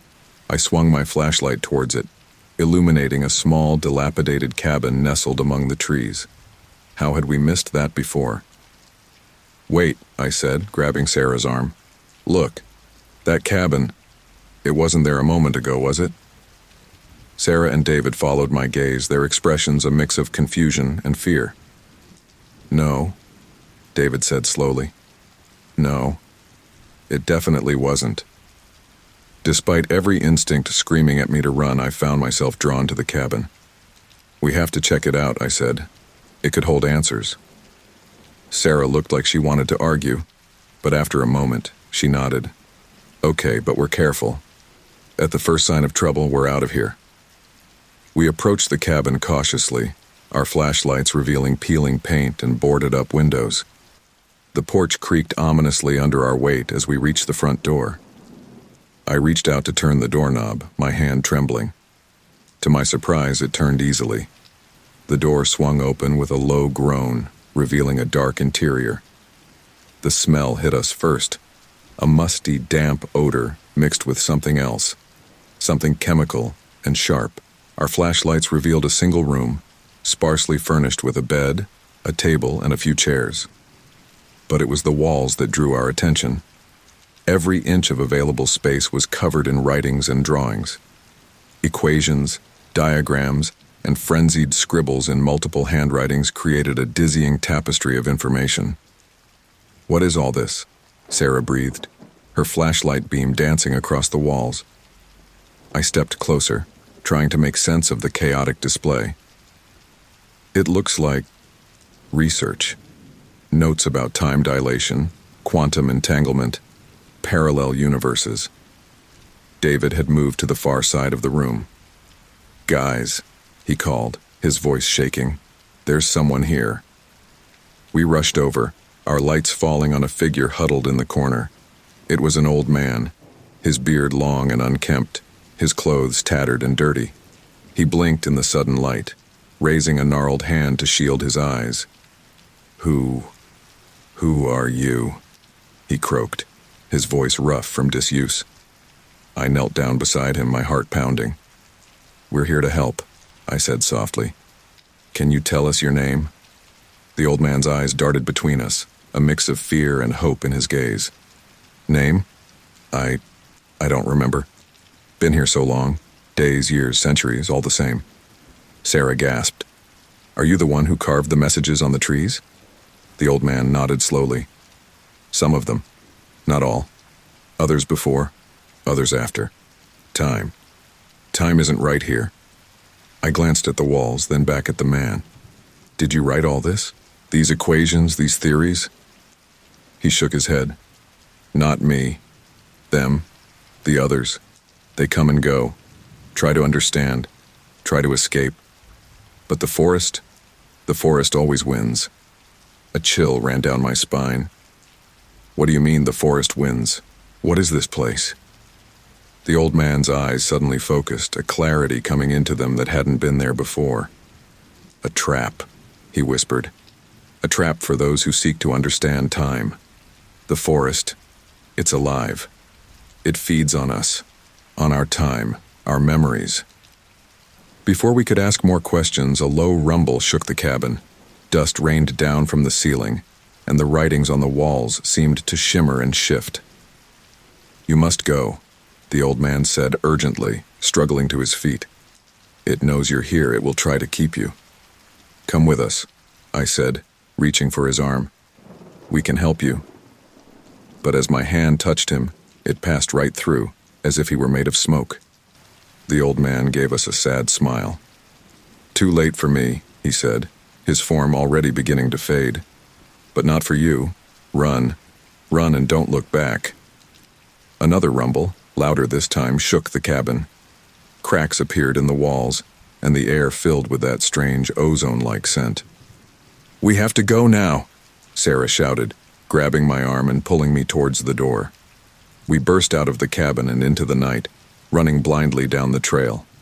Behind us, We could hear the sound of splintering wood and breaking glass. The forest around us came alive with whispers and movement, branches reaching out as if trying to snare us. We didn't stop running until we reached the car. Piling in, Sarah gunned the engine, and we tore out of the clearing, the trees in the rearview mirror seeming to press in behind us. As the forest receded and the normal sounds of the night returned, we all sat in stunned silence, trying to process what we had just experienced. Finally, David spoke, his voice shaky. What do we do now?" I pulled out the map, my eyes fixed on the spiral symbol at its center. "We keep going," I said, my voice steadier than I felt. "We figure out what's at the center of all this, because whatever it is, it's the key to understanding what's happening in these forests." As we drove into the night, the weight of our discovery settled over us. We had set out to solve a mystery, but we had stumbled into something far bigger and more terrifying than we could have imagined. The forest held secrets darker and deeper than we knew, and we were now irrevocably entangled in its web. But we couldn't turn back now. Somewhere out there, trapped in the twisted time of the forest, were people who needed our help, and we were perhaps the only ones who could save them. The first light of dawn was breaking over the horizon as we pulled into a small motel on the outskirts of a nondescript town. We had driven through the night, putting as much distance as possible between us and the haunting forest we'd left behind. Sarah cut the engine, and for a moment we sat in silence, the events of the past 24 hours weighing heavily on our minds. "We need rest," Sarah said finally, her voice hoarse from exhaustion. "And we need to regroup, figure out our next move." David nodded, his face pale in the early morning light. "I don't know if I can sleep after what we saw." I understood the feeling. Every time I closed my eyes, I saw the old man fading away, heard his warnings echoing in my mind. We checked into the motel, securing a room with 2 beds and a pull-out couch. As Sarah and David settled in to try and get some sleep, I sat at the small desk, spreading out our notes in the map. The spiral symbol at the center of the carving site seemed to mock me, its meaning just beyond my grasp. I pulled out the small device we'd found in the metal box, the one that looked like a cross between a compass and a watch. Its face was unlike any timepiece I'd ever seen, with multiple hands moving at different speeds, some clockwise, others counterclockwise. Hours passed as I pored over our findings, trying to make sense of it all. The sun was high in the sky when Sarah stirred, sitting up with a groan. "Any breakthroughs?" she asked, rubbing her eyes. I shook my head, frustration evident in my voice. "Nothing concrete, but I think this device might be some kind of key. Look." I held up the strange timepiece, pointing to the center of its face. "See this symbol here? It matches the spiral on our map." Sarah leaned in, her eyes widening. "You're right. But what does it mean?" Before I could respond, a sharp knock at the door made us all jump. David, who had been dozing on the couch, sat up with a start. "Who could that be?" he whispered, fear evident in his voice. I approached the door cautiously, peering through the peephole. An elderly man stood outside, his weathered face creased with worry. Against my better judgment, I opened the door a crack. "Can I help you?" The old man's eyes darted nervously. "Are you the ones?" he asked, his voice barely above a whisper. "The ones investigating the forest?" I exchanged a quick glance with Sarah before turning back to the man. "Who wants to know?" "Please," he said, his voice urgent. "I have information about the carvings, about the time anomalies, but it's not safe out here. May I come in?" Every instinct told me to shut the door, to turn this stranger away.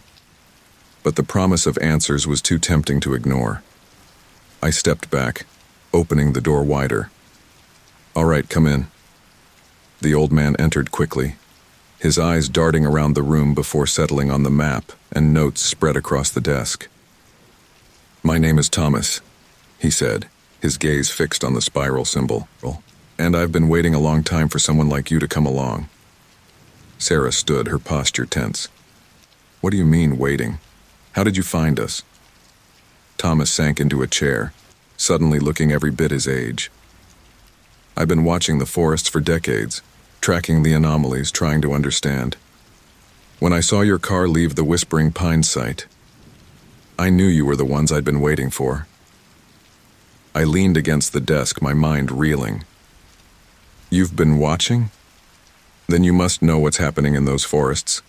The time distortions, the trapped people. Thomas nodded slowly. I know more than most, because I was one of them. Trapped, I mean. The room fell silent as we absorbed this information. David, who had been quiet until now, spoke up. How did you escape?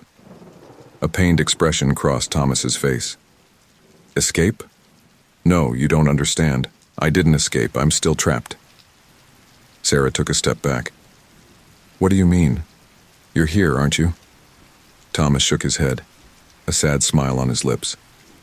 I'm here, yes, but I'm also there, trapped in an endless cycle of time, reliving the same decade over and over again. I felt a chill run down my spine. That's impossible. You can't be in two places at once. Can I?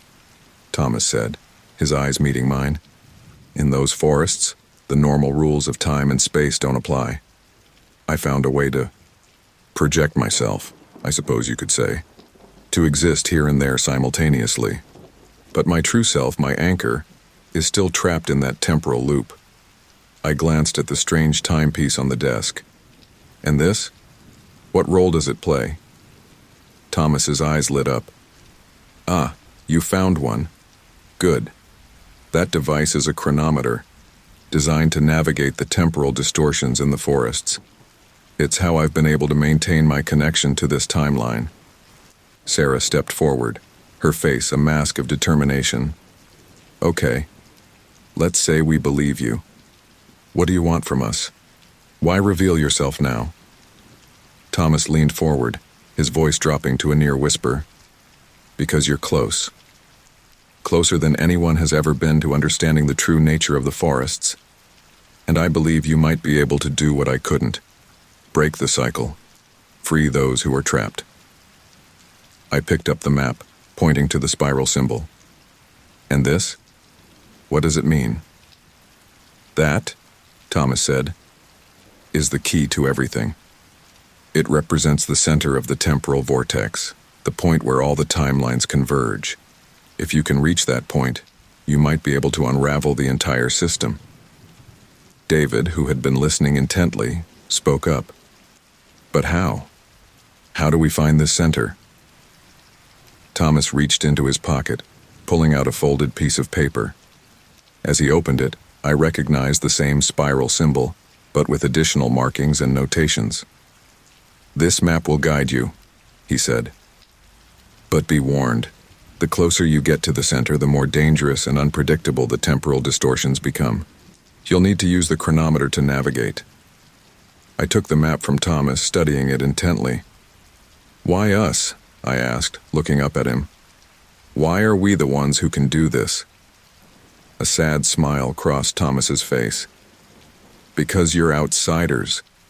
You haven't been tainted by prolonged exposure to the temporal anomalies. And because you have something the rest of us lost long ago, hope. Suddenly Thomas stiffened, his eyes going wide. I can't maintain the connection much longer. The forest, it's pulling me back. He stood abruptly, his form already beginning to shimmer and fade. Remember, he said urgently, the center is the key. Find it, and you might just save us all. With those final words, Thomas vanished, leaving us staring at the empty space where he had been. For a long moment, we stood in stunned silence. Then Sarah spoke, her voice shaky but determined. Well, I guess we know our next move. I nodded, picking up the chronometer and the new map Thomas had given us. We find the center. We unravel this mystery once and for all. David looked nervous but resolute. And hopefully save a lot of trapped people in the process. As we gathered our gear and prepared to head out, I couldn't shake the feeling that we were about to step into something far bigger and more dangerous than we had ever imagined. The forests held secrets beyond our comprehension, and we were willingly walking into their depths. But Thomas was right about one thing. We had hope, and maybe, just maybe, that would be enough to see us through. As we left the motel room, stepping out into the bright midday sun, I took one last look at the spiral symbol on the map. Whatever lay at the center of that vortex, we were going to find it. The trapped souls of the forest were counting on us, and I, for one, wasn't going to let them down. "Ready?" I asked, looking at Sarah and David. They nodded, determination etched on their faces. "Then let's go save some lives." With that, we piled into the car, the new map spread out on the dashboard, the chronometer ticking away in my hand. As Sarah started the engine, I felt a mix of fear and excitement coursing through me. We were heading into the unknown, into the heart of a temporal storm, but we were going together. And somehow I knew that whatever we faced, we'd face it as one. The forest had met its match, and we were coming for its secrets. The car hummed along the winding forest road, the dense canopy of trees overhead casting dappled shadows across the windshield. We had been driving for hours, following the cryptic directions on Thomas's map. The chronometer sat in my lap, its multiple hands spinning in seemingly random patterns. Sarah's knuckles were white on the steering wheel as she navigated the increasingly narrow and overgrown road. "Are you sure we're going the right way?" she asked, her voice tense. I glanced down at the map, then at the chronometer. According to this, we should be getting close to the outer edge of the temporal distortion zone. David leaned forward from the back seat, his eyes scanning the forest around us. "How will we know when we've reached it?" As if in answer to his question, the car's engine suddenly sputtered and died. The vehicle coasted to a stop in the middle of the road. "What the hell?" Sarah muttered, turning the key in the ignition. The engine cranked but refused to start. I looked down at the chronometer, my eyes widening. All of its hands had stopped moving, frozen in place. "Guys," I said, my voice barely above a whisper, "I think we're here." We stepped out of the car, the silence of the forest pressing in around us. The air felt thick, heavy, as if we were trying to move through water.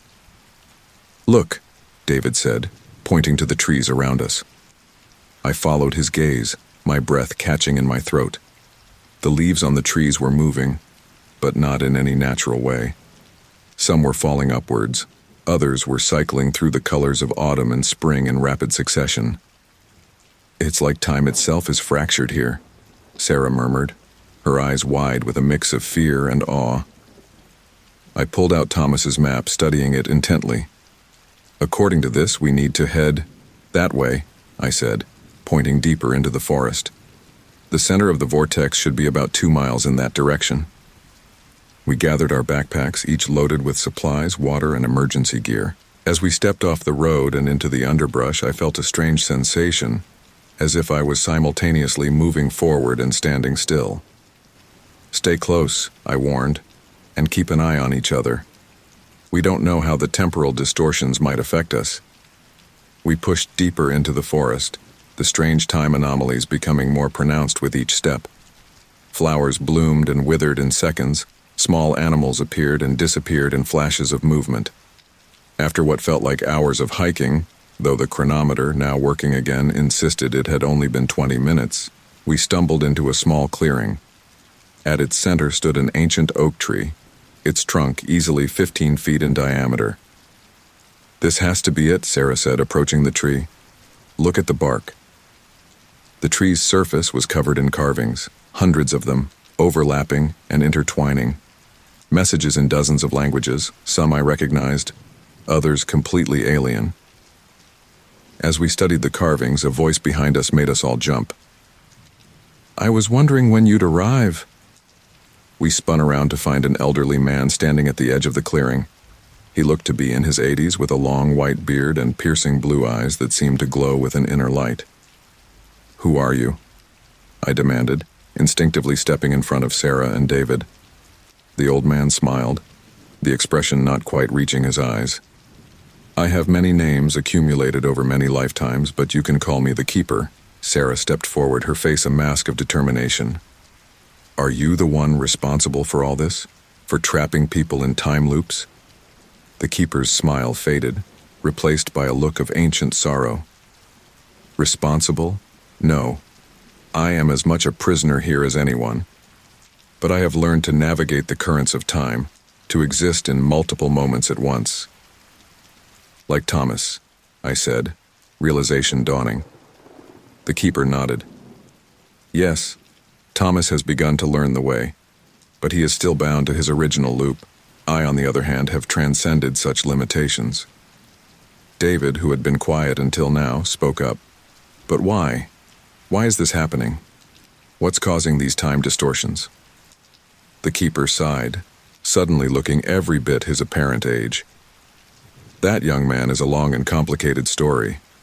But I suppose you deserve to know, having come this far.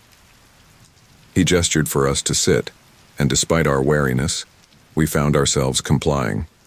The keeper remained standing, his gaze distant as he began to speak. Long ago, in what you would call prehistoric times, this forest was home to a civilization far more advanced than any you know. They had unlocked the secrets of time itself, learning to manipulate and control it at will. The keeper's voice took on a rhythmic quality, as if he was reciting an ancient epic. But power, as it so often does, led to hubris.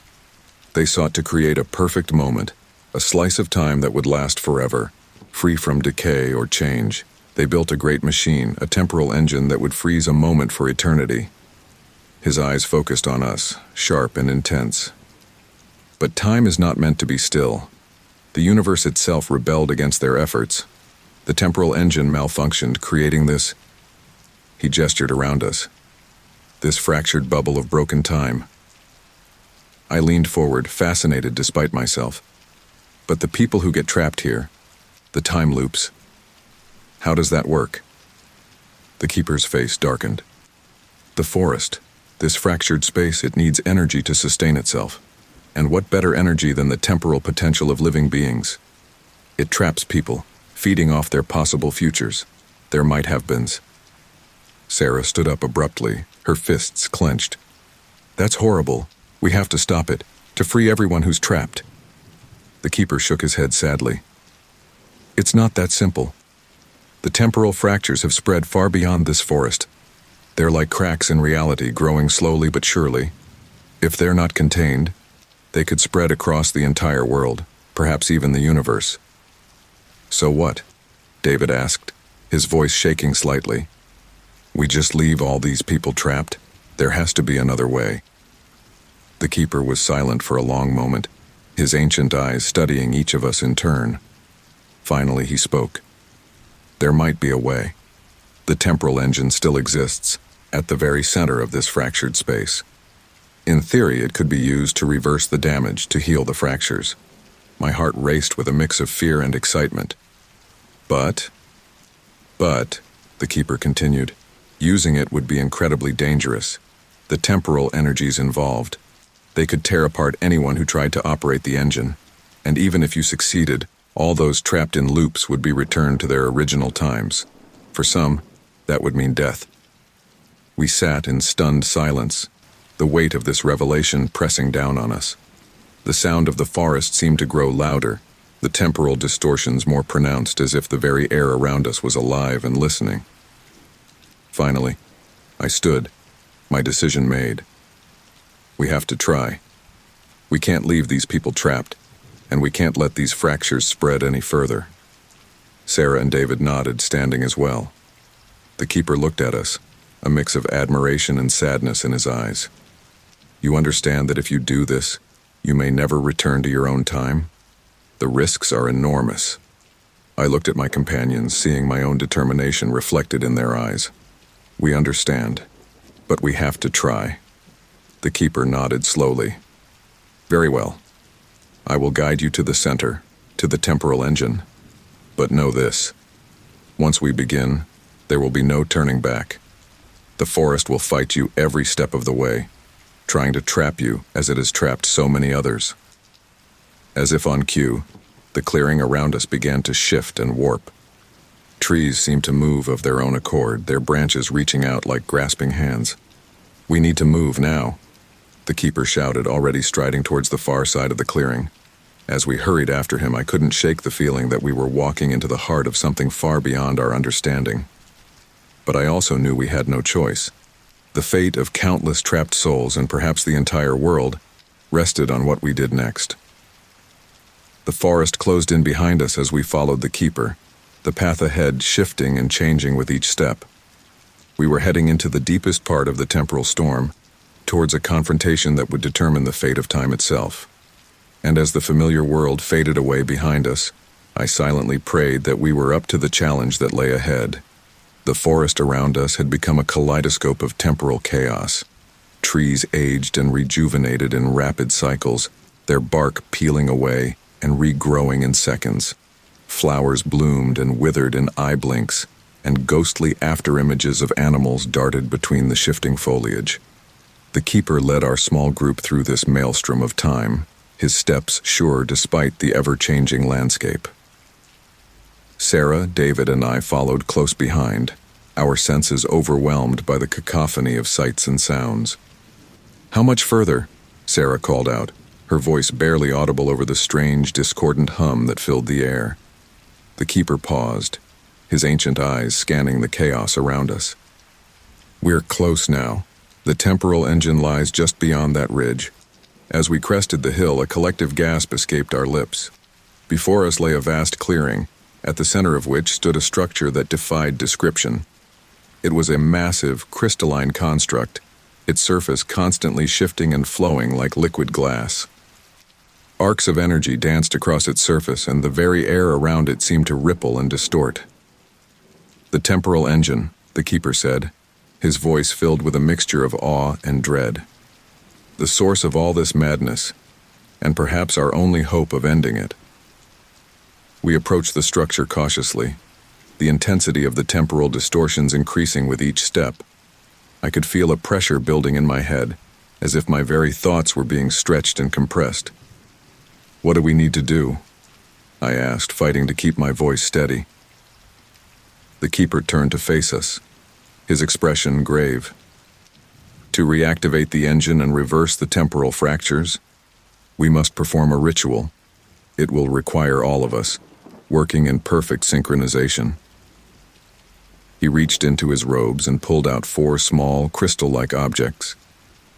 "These are temporal foci. They will allow you to channel and direct the engine's energy." As we each took one of the crystals, I felt a jolt of energy course through my body. The world around me seemed to sharpen, the chaotic movements of time slowing to a more comprehensible pace. "Now," the keeper continued, "we must form a circle around the engine.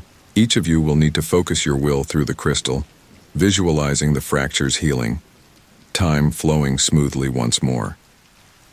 We took our positions, forming a square around the massive structure.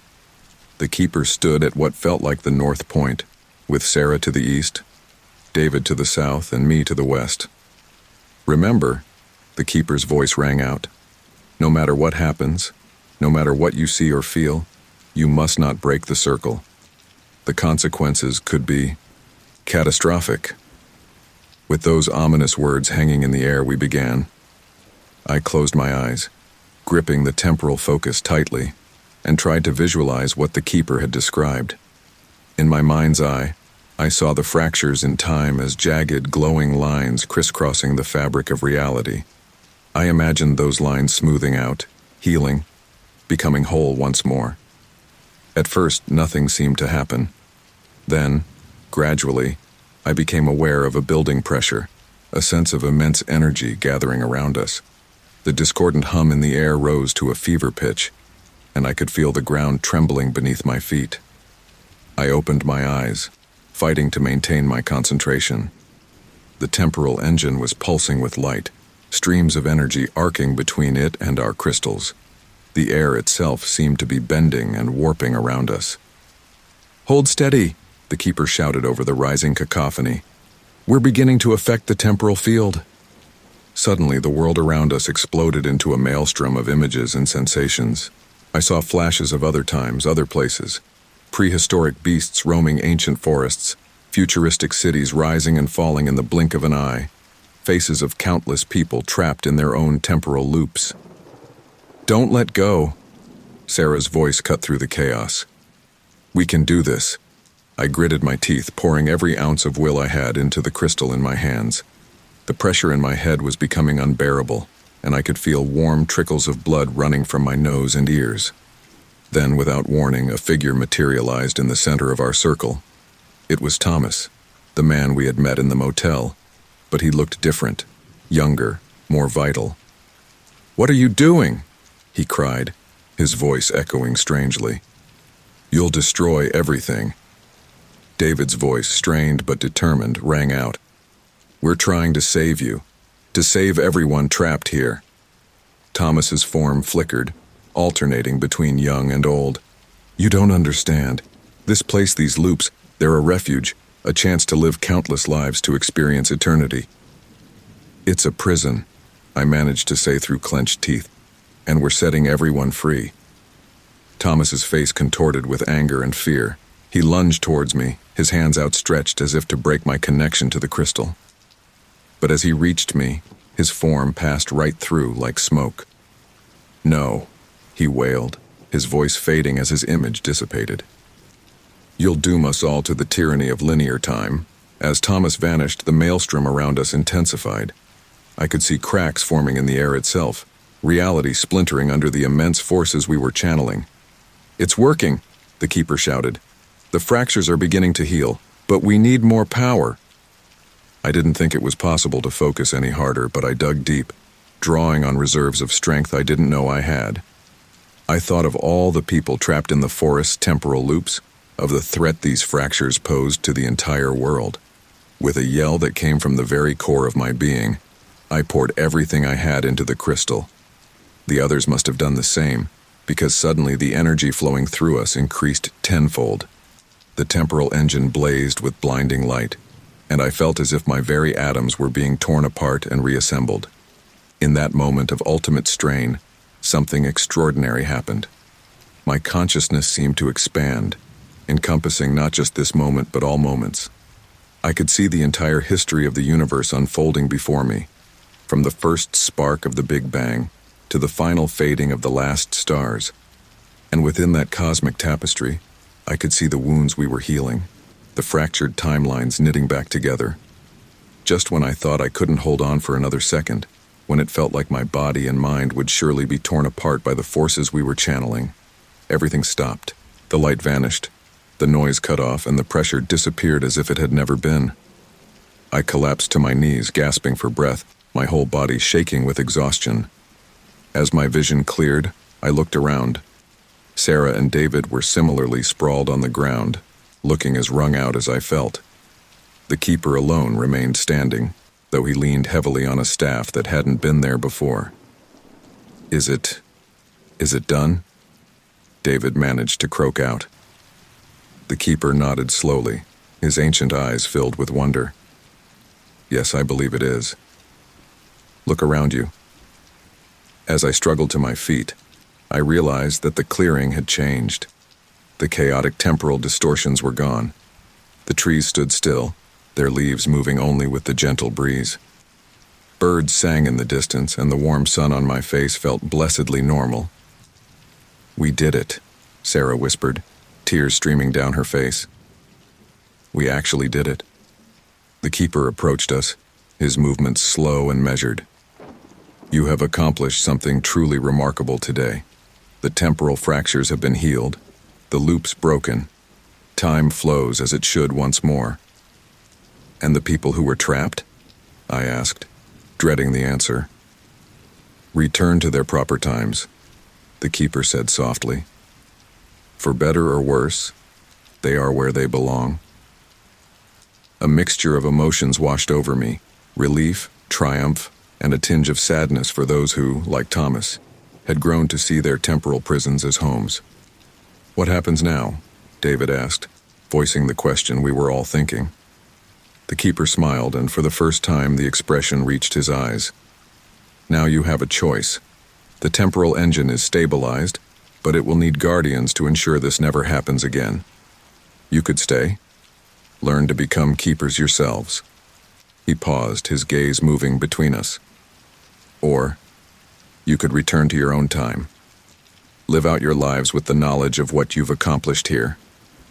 We looked at each other, a silent communication passing between us. After all we'd been through, after all we'd seen, could we really go back to our old lives?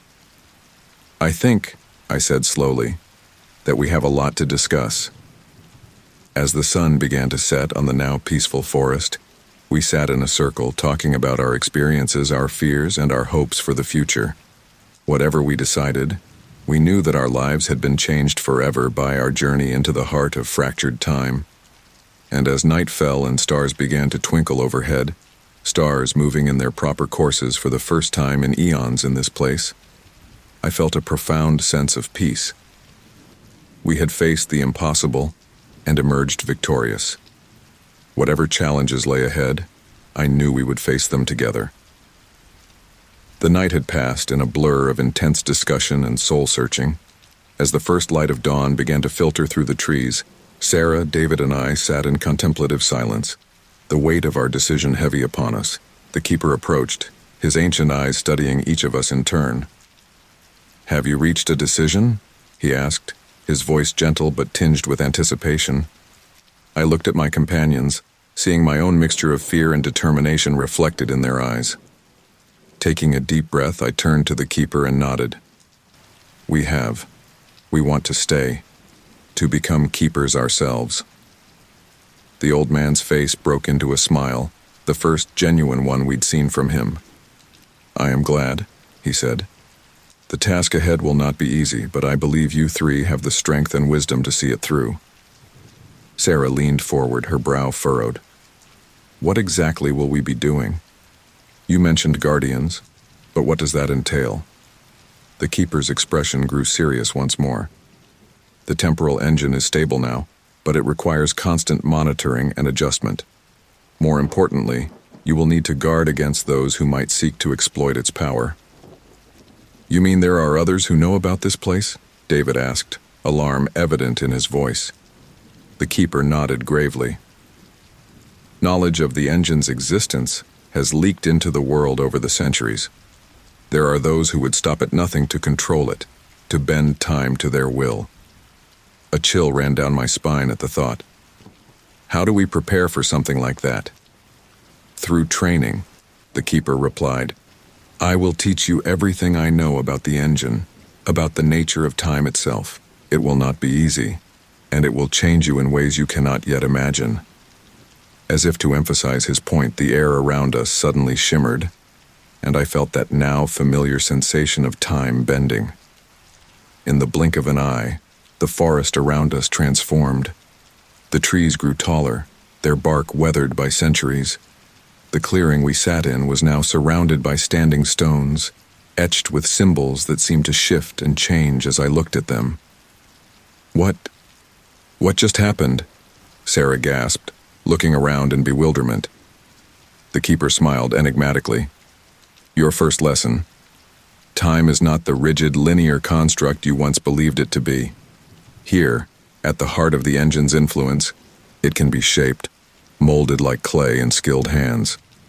He gestured to the standing stones. "These will be your tools and your teachers. Each contains millennia of knowledge, accessible to those who know how to read them." For the next several hours, or was it days? Time seemed to flow strangely here.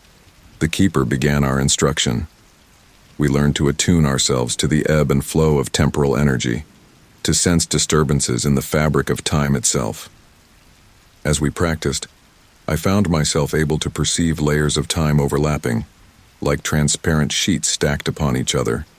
I could see echoes of the past and glimpses of possible futures, all existing simultaneously.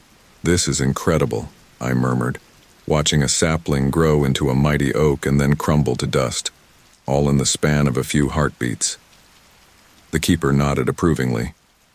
"You're beginning to see. But remember, with this perception comes great responsibility. The temptation to interfere, to change what was or what will be, can be overwhelming." As if to illustrate his point, a figure suddenly appeared at the edge of the clearing.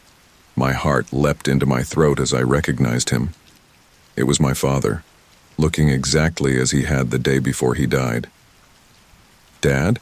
I whispered, taking an involuntary step forward. The keeper's hand on my shoulder stopped me. "It's not real," he said gently. "Or rather, it's an echo of what was. The engine sometimes produces these temporal ghosts, reflections of moments charged with emotion." I watched, tears streaming down my face, as the image of my father smiled and waved before fading away. The loss felt as fresh as the day it had happened. "That," the keeper said, his voice heavy with empathy, "is why we cannot interfere. The temptation to change the past, to save those we've lost, could unravel the very fabric of reality." Sarah and David, who had been watching this exchange with a mixture of awe and concern, moved to comfort me. As we stood there, supporting each other, I realized just how much we would need to rely on one another in the days and years to come.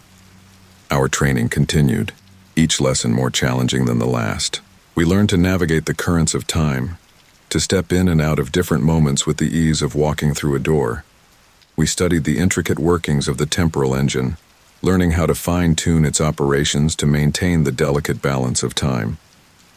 But as our knowledge and power grew, so too did our understanding of the immense responsibility we had taken on.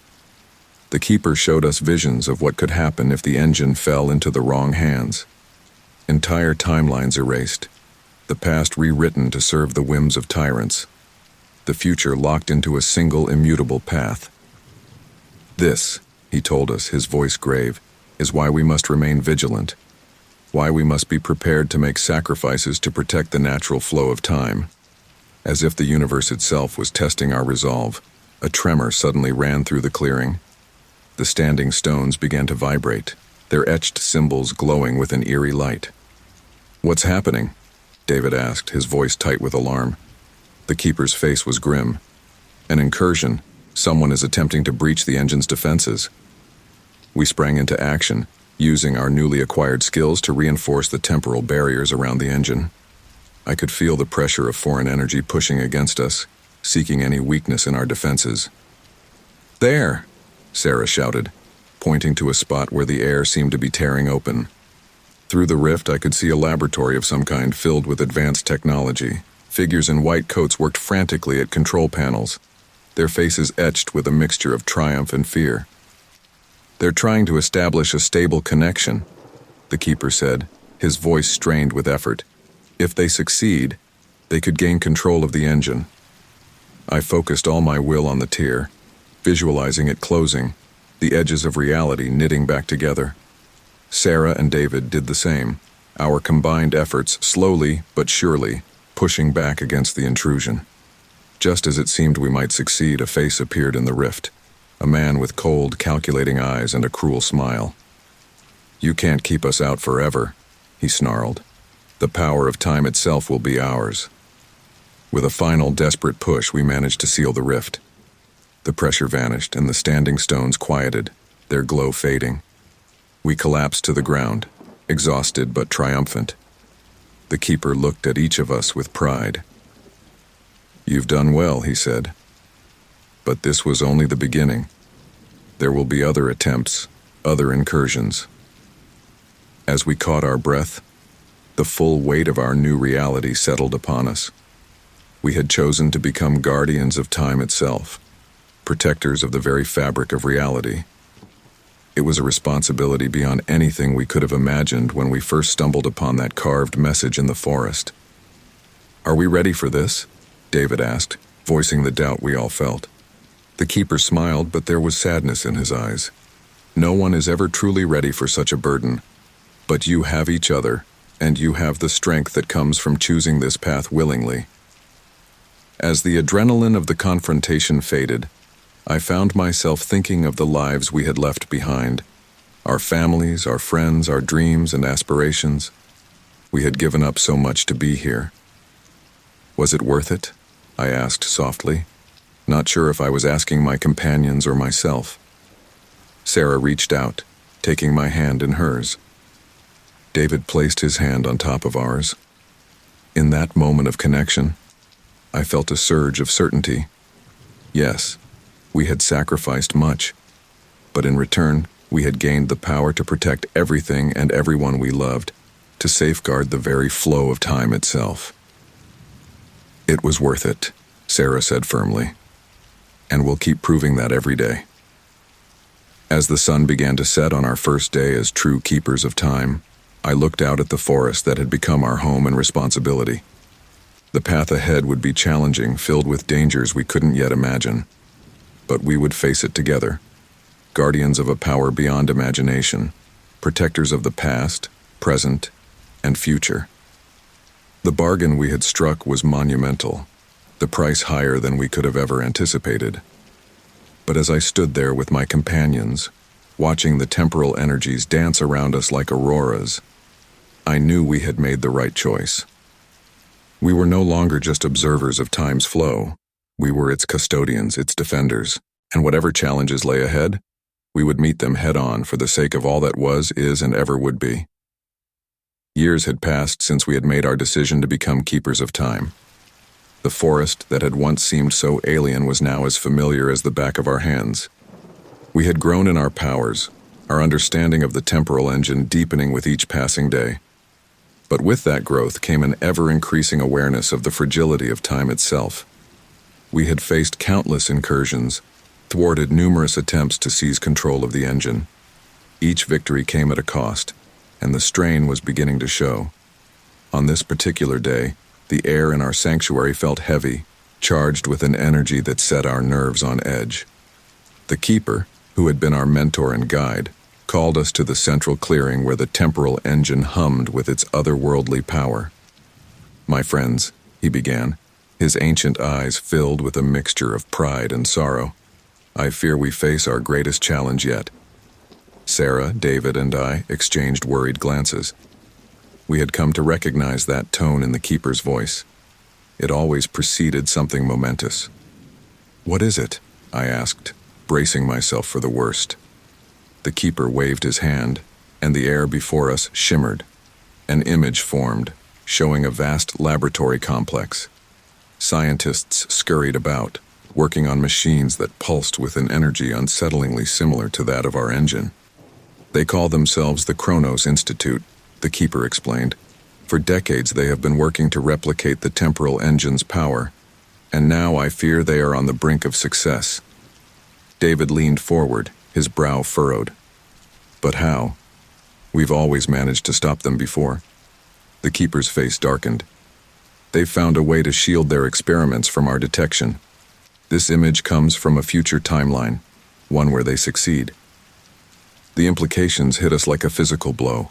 If the Kronos Institute managed to harness the power of time, the consequences would be catastrophic. "What can we do?" Sarah asked, her voice tight with determination. The keeper was silent for a long moment, his gaze distant. When he finally spoke, his words sent a chill down my spine. "There is a way," he said slowly, "to collapse the temporal field around their facility. It would create a localized time loop, trapping the Institute and all its research in an endless cycle." "That's perfect," David exclaimed. "We can neutralize the threat without harming anyone." But the keeper shook his head, his expression grave. "It's not that simple. To create a loop of that magnitude, one of us must remain inside it, acting as an anchor point." The clearing fell silent as the full weight of his words sank in. One of us would have to sacrifice everything, trapped for eternity in a repeating moment. "I'll do it," I said, the words escaping my lips before I had even fully processed the thought. "No!" Sarah and David shouted in unison. Sarah grabbed my arm, her eyes blazing. "You can't. We need you here." I smiled sadly, placing my hand over hers. We all knew this day might come. The responsibility to protect time, it demands sacrifices. The keeper stepped forward, his face etched with sorrow. "The decision cannot be made lightly. You must all understand the full implications of what's at stake." He waved his hand again and the air around us shifted. Suddenly we were standing in the middle of a bustling city. But something was terribly wrong. People flickered in and out of existence. Buildings rose and fell in the blink of an eye. The sky cycled through day and night rapidly, as if someone was fast-forwarding through time. "This is what will happen if the Kronos Institute succeeds," the Keeper's voice echoed around us. "The fabric of time will unravel. Reality itself will become unstable." We watched in horror as the chaos spread, engulfing more and more of the world. Entire continents vanished and reappeared. Oceans dried up and refilled in seconds. "Enough," David gasped, his face pale. "We understand." The vision faded, and we found ourselves back in our clearing. The peaceful surroundings felt surreal after what we had just witnessed. "So," Sarah said, her voice shaky but determined, "how do we decide who stays behind?" The Keeper looked at each of us in turn. "This must be a voluntary choice. The anchor must be fully committed or the loop will not hold." We fell into an agonized debate, each of us arguing that we should be the one to make the sacrifice. Hours passed, the sun tracing its arc across the sky as we wrestled with the impossible decision. Finally, as twilight began to fall, I stood up. "It has to be me," I said, my voice steady despite the turmoil in my heart. "But," David began to protest. I held up my hand, silencing him. "Think about it. Sarah, you're the best at maintaining the engine. And David, your ability to sense temporal disturbances is unmatched. You're both needed here more than I am." Tears streamed down Sarah's face as she pulled me into a fierce hug. "We need you too," she whispered. I held her tightly, fighting back my own tears. "I know, but this is bigger than us. It's about protecting everything and everyone we love." The Keeper nodded solemnly. "If this is your decision, we must act quickly. The window of opportunity is narrow." The next few hours passed in a blur of preparation. The Keeper instructed me in the intricacies of anchoring a time loop, while Sarah and David worked to pinpoint the exact location and time of the Kronos Institute's experiment. As the moment of truth approached, we gathered one last time in the clearing. The air crackled with temporal energy, the very fabric of reality seeming to bend around us. "Remember," the Keeper said, his voice grave, "once the loop is established, there's no going back. You'll be reliving the same moment over and over for eternity." I nodded, trying to project a confidence I didn't entirely feel. "I understand." Sarah stepped forward, pressing something into my hand. It was a small, intricately carved wooden box. "To remember us by," she said, her voice choked with emotion. Even if time resets, maybe some part of you will remember." David clasped my shoulder, words failing him. In his eyes, I could see a lifetime of friendship, of shared struggles and triumphs. "It's time," the Keeper announced. I took a deep breath, centering myself. With a final look at my friends, my family, I stepped into the shimmering portal the Keeper had created. The world twisted and warped around me as I hurtled through the time stream. Fragments of past and future flashed by, too quick to grasp. Then, suddenly, I was there, in the heart of the Kronos Institute. Alarms blared as scientists scrambled around a massive machine, energy crackling across its surface. They had no idea of the catastrophe they were about to unleash. Summoning every ounce of my power and will, I began the ritual the Keeper had taught me. The air grew thick, time itself seeming to congeal around me. I could feel the loop taking shape, reality bending to my command. As the loop began to close, I caught a glimpse of a scientist staring at me in shock. Then in a flash of blinding light, everything reset. I was back at the beginning of the moment, watching the scientists scramble, the alarms blaring. But this time, I knew what was coming. I could see the confusion on their faces as they realized they were repeating their actions. Again and again, the moment reset. I lost count of the repetitions, each one both intimately familiar and subtly different. Sometimes I tried to warn them, to explain what was happening. Other times I simply watched in silence. Through it all, I clung to the memory of Sarah and David, of the Keeper and our forest sanctuary. I knew that out there, beyond the confines of this loop, time was flowing as it should. The world was safe, protected by my sacrifice. In quiet moments between resets, I would open the small wooden box Sarah had given me. Inside was a photograph of the three of us, smiling and carefree, taken long ago before we knew of temporal engines and the weight of guarding time itself. As I traced my fingers over our faces, I felt a profound sense of peace. Yes, I was trapped, doomed to relive this moment for eternity. But in doing so, I had ensured that somewhere out there time continued to flow.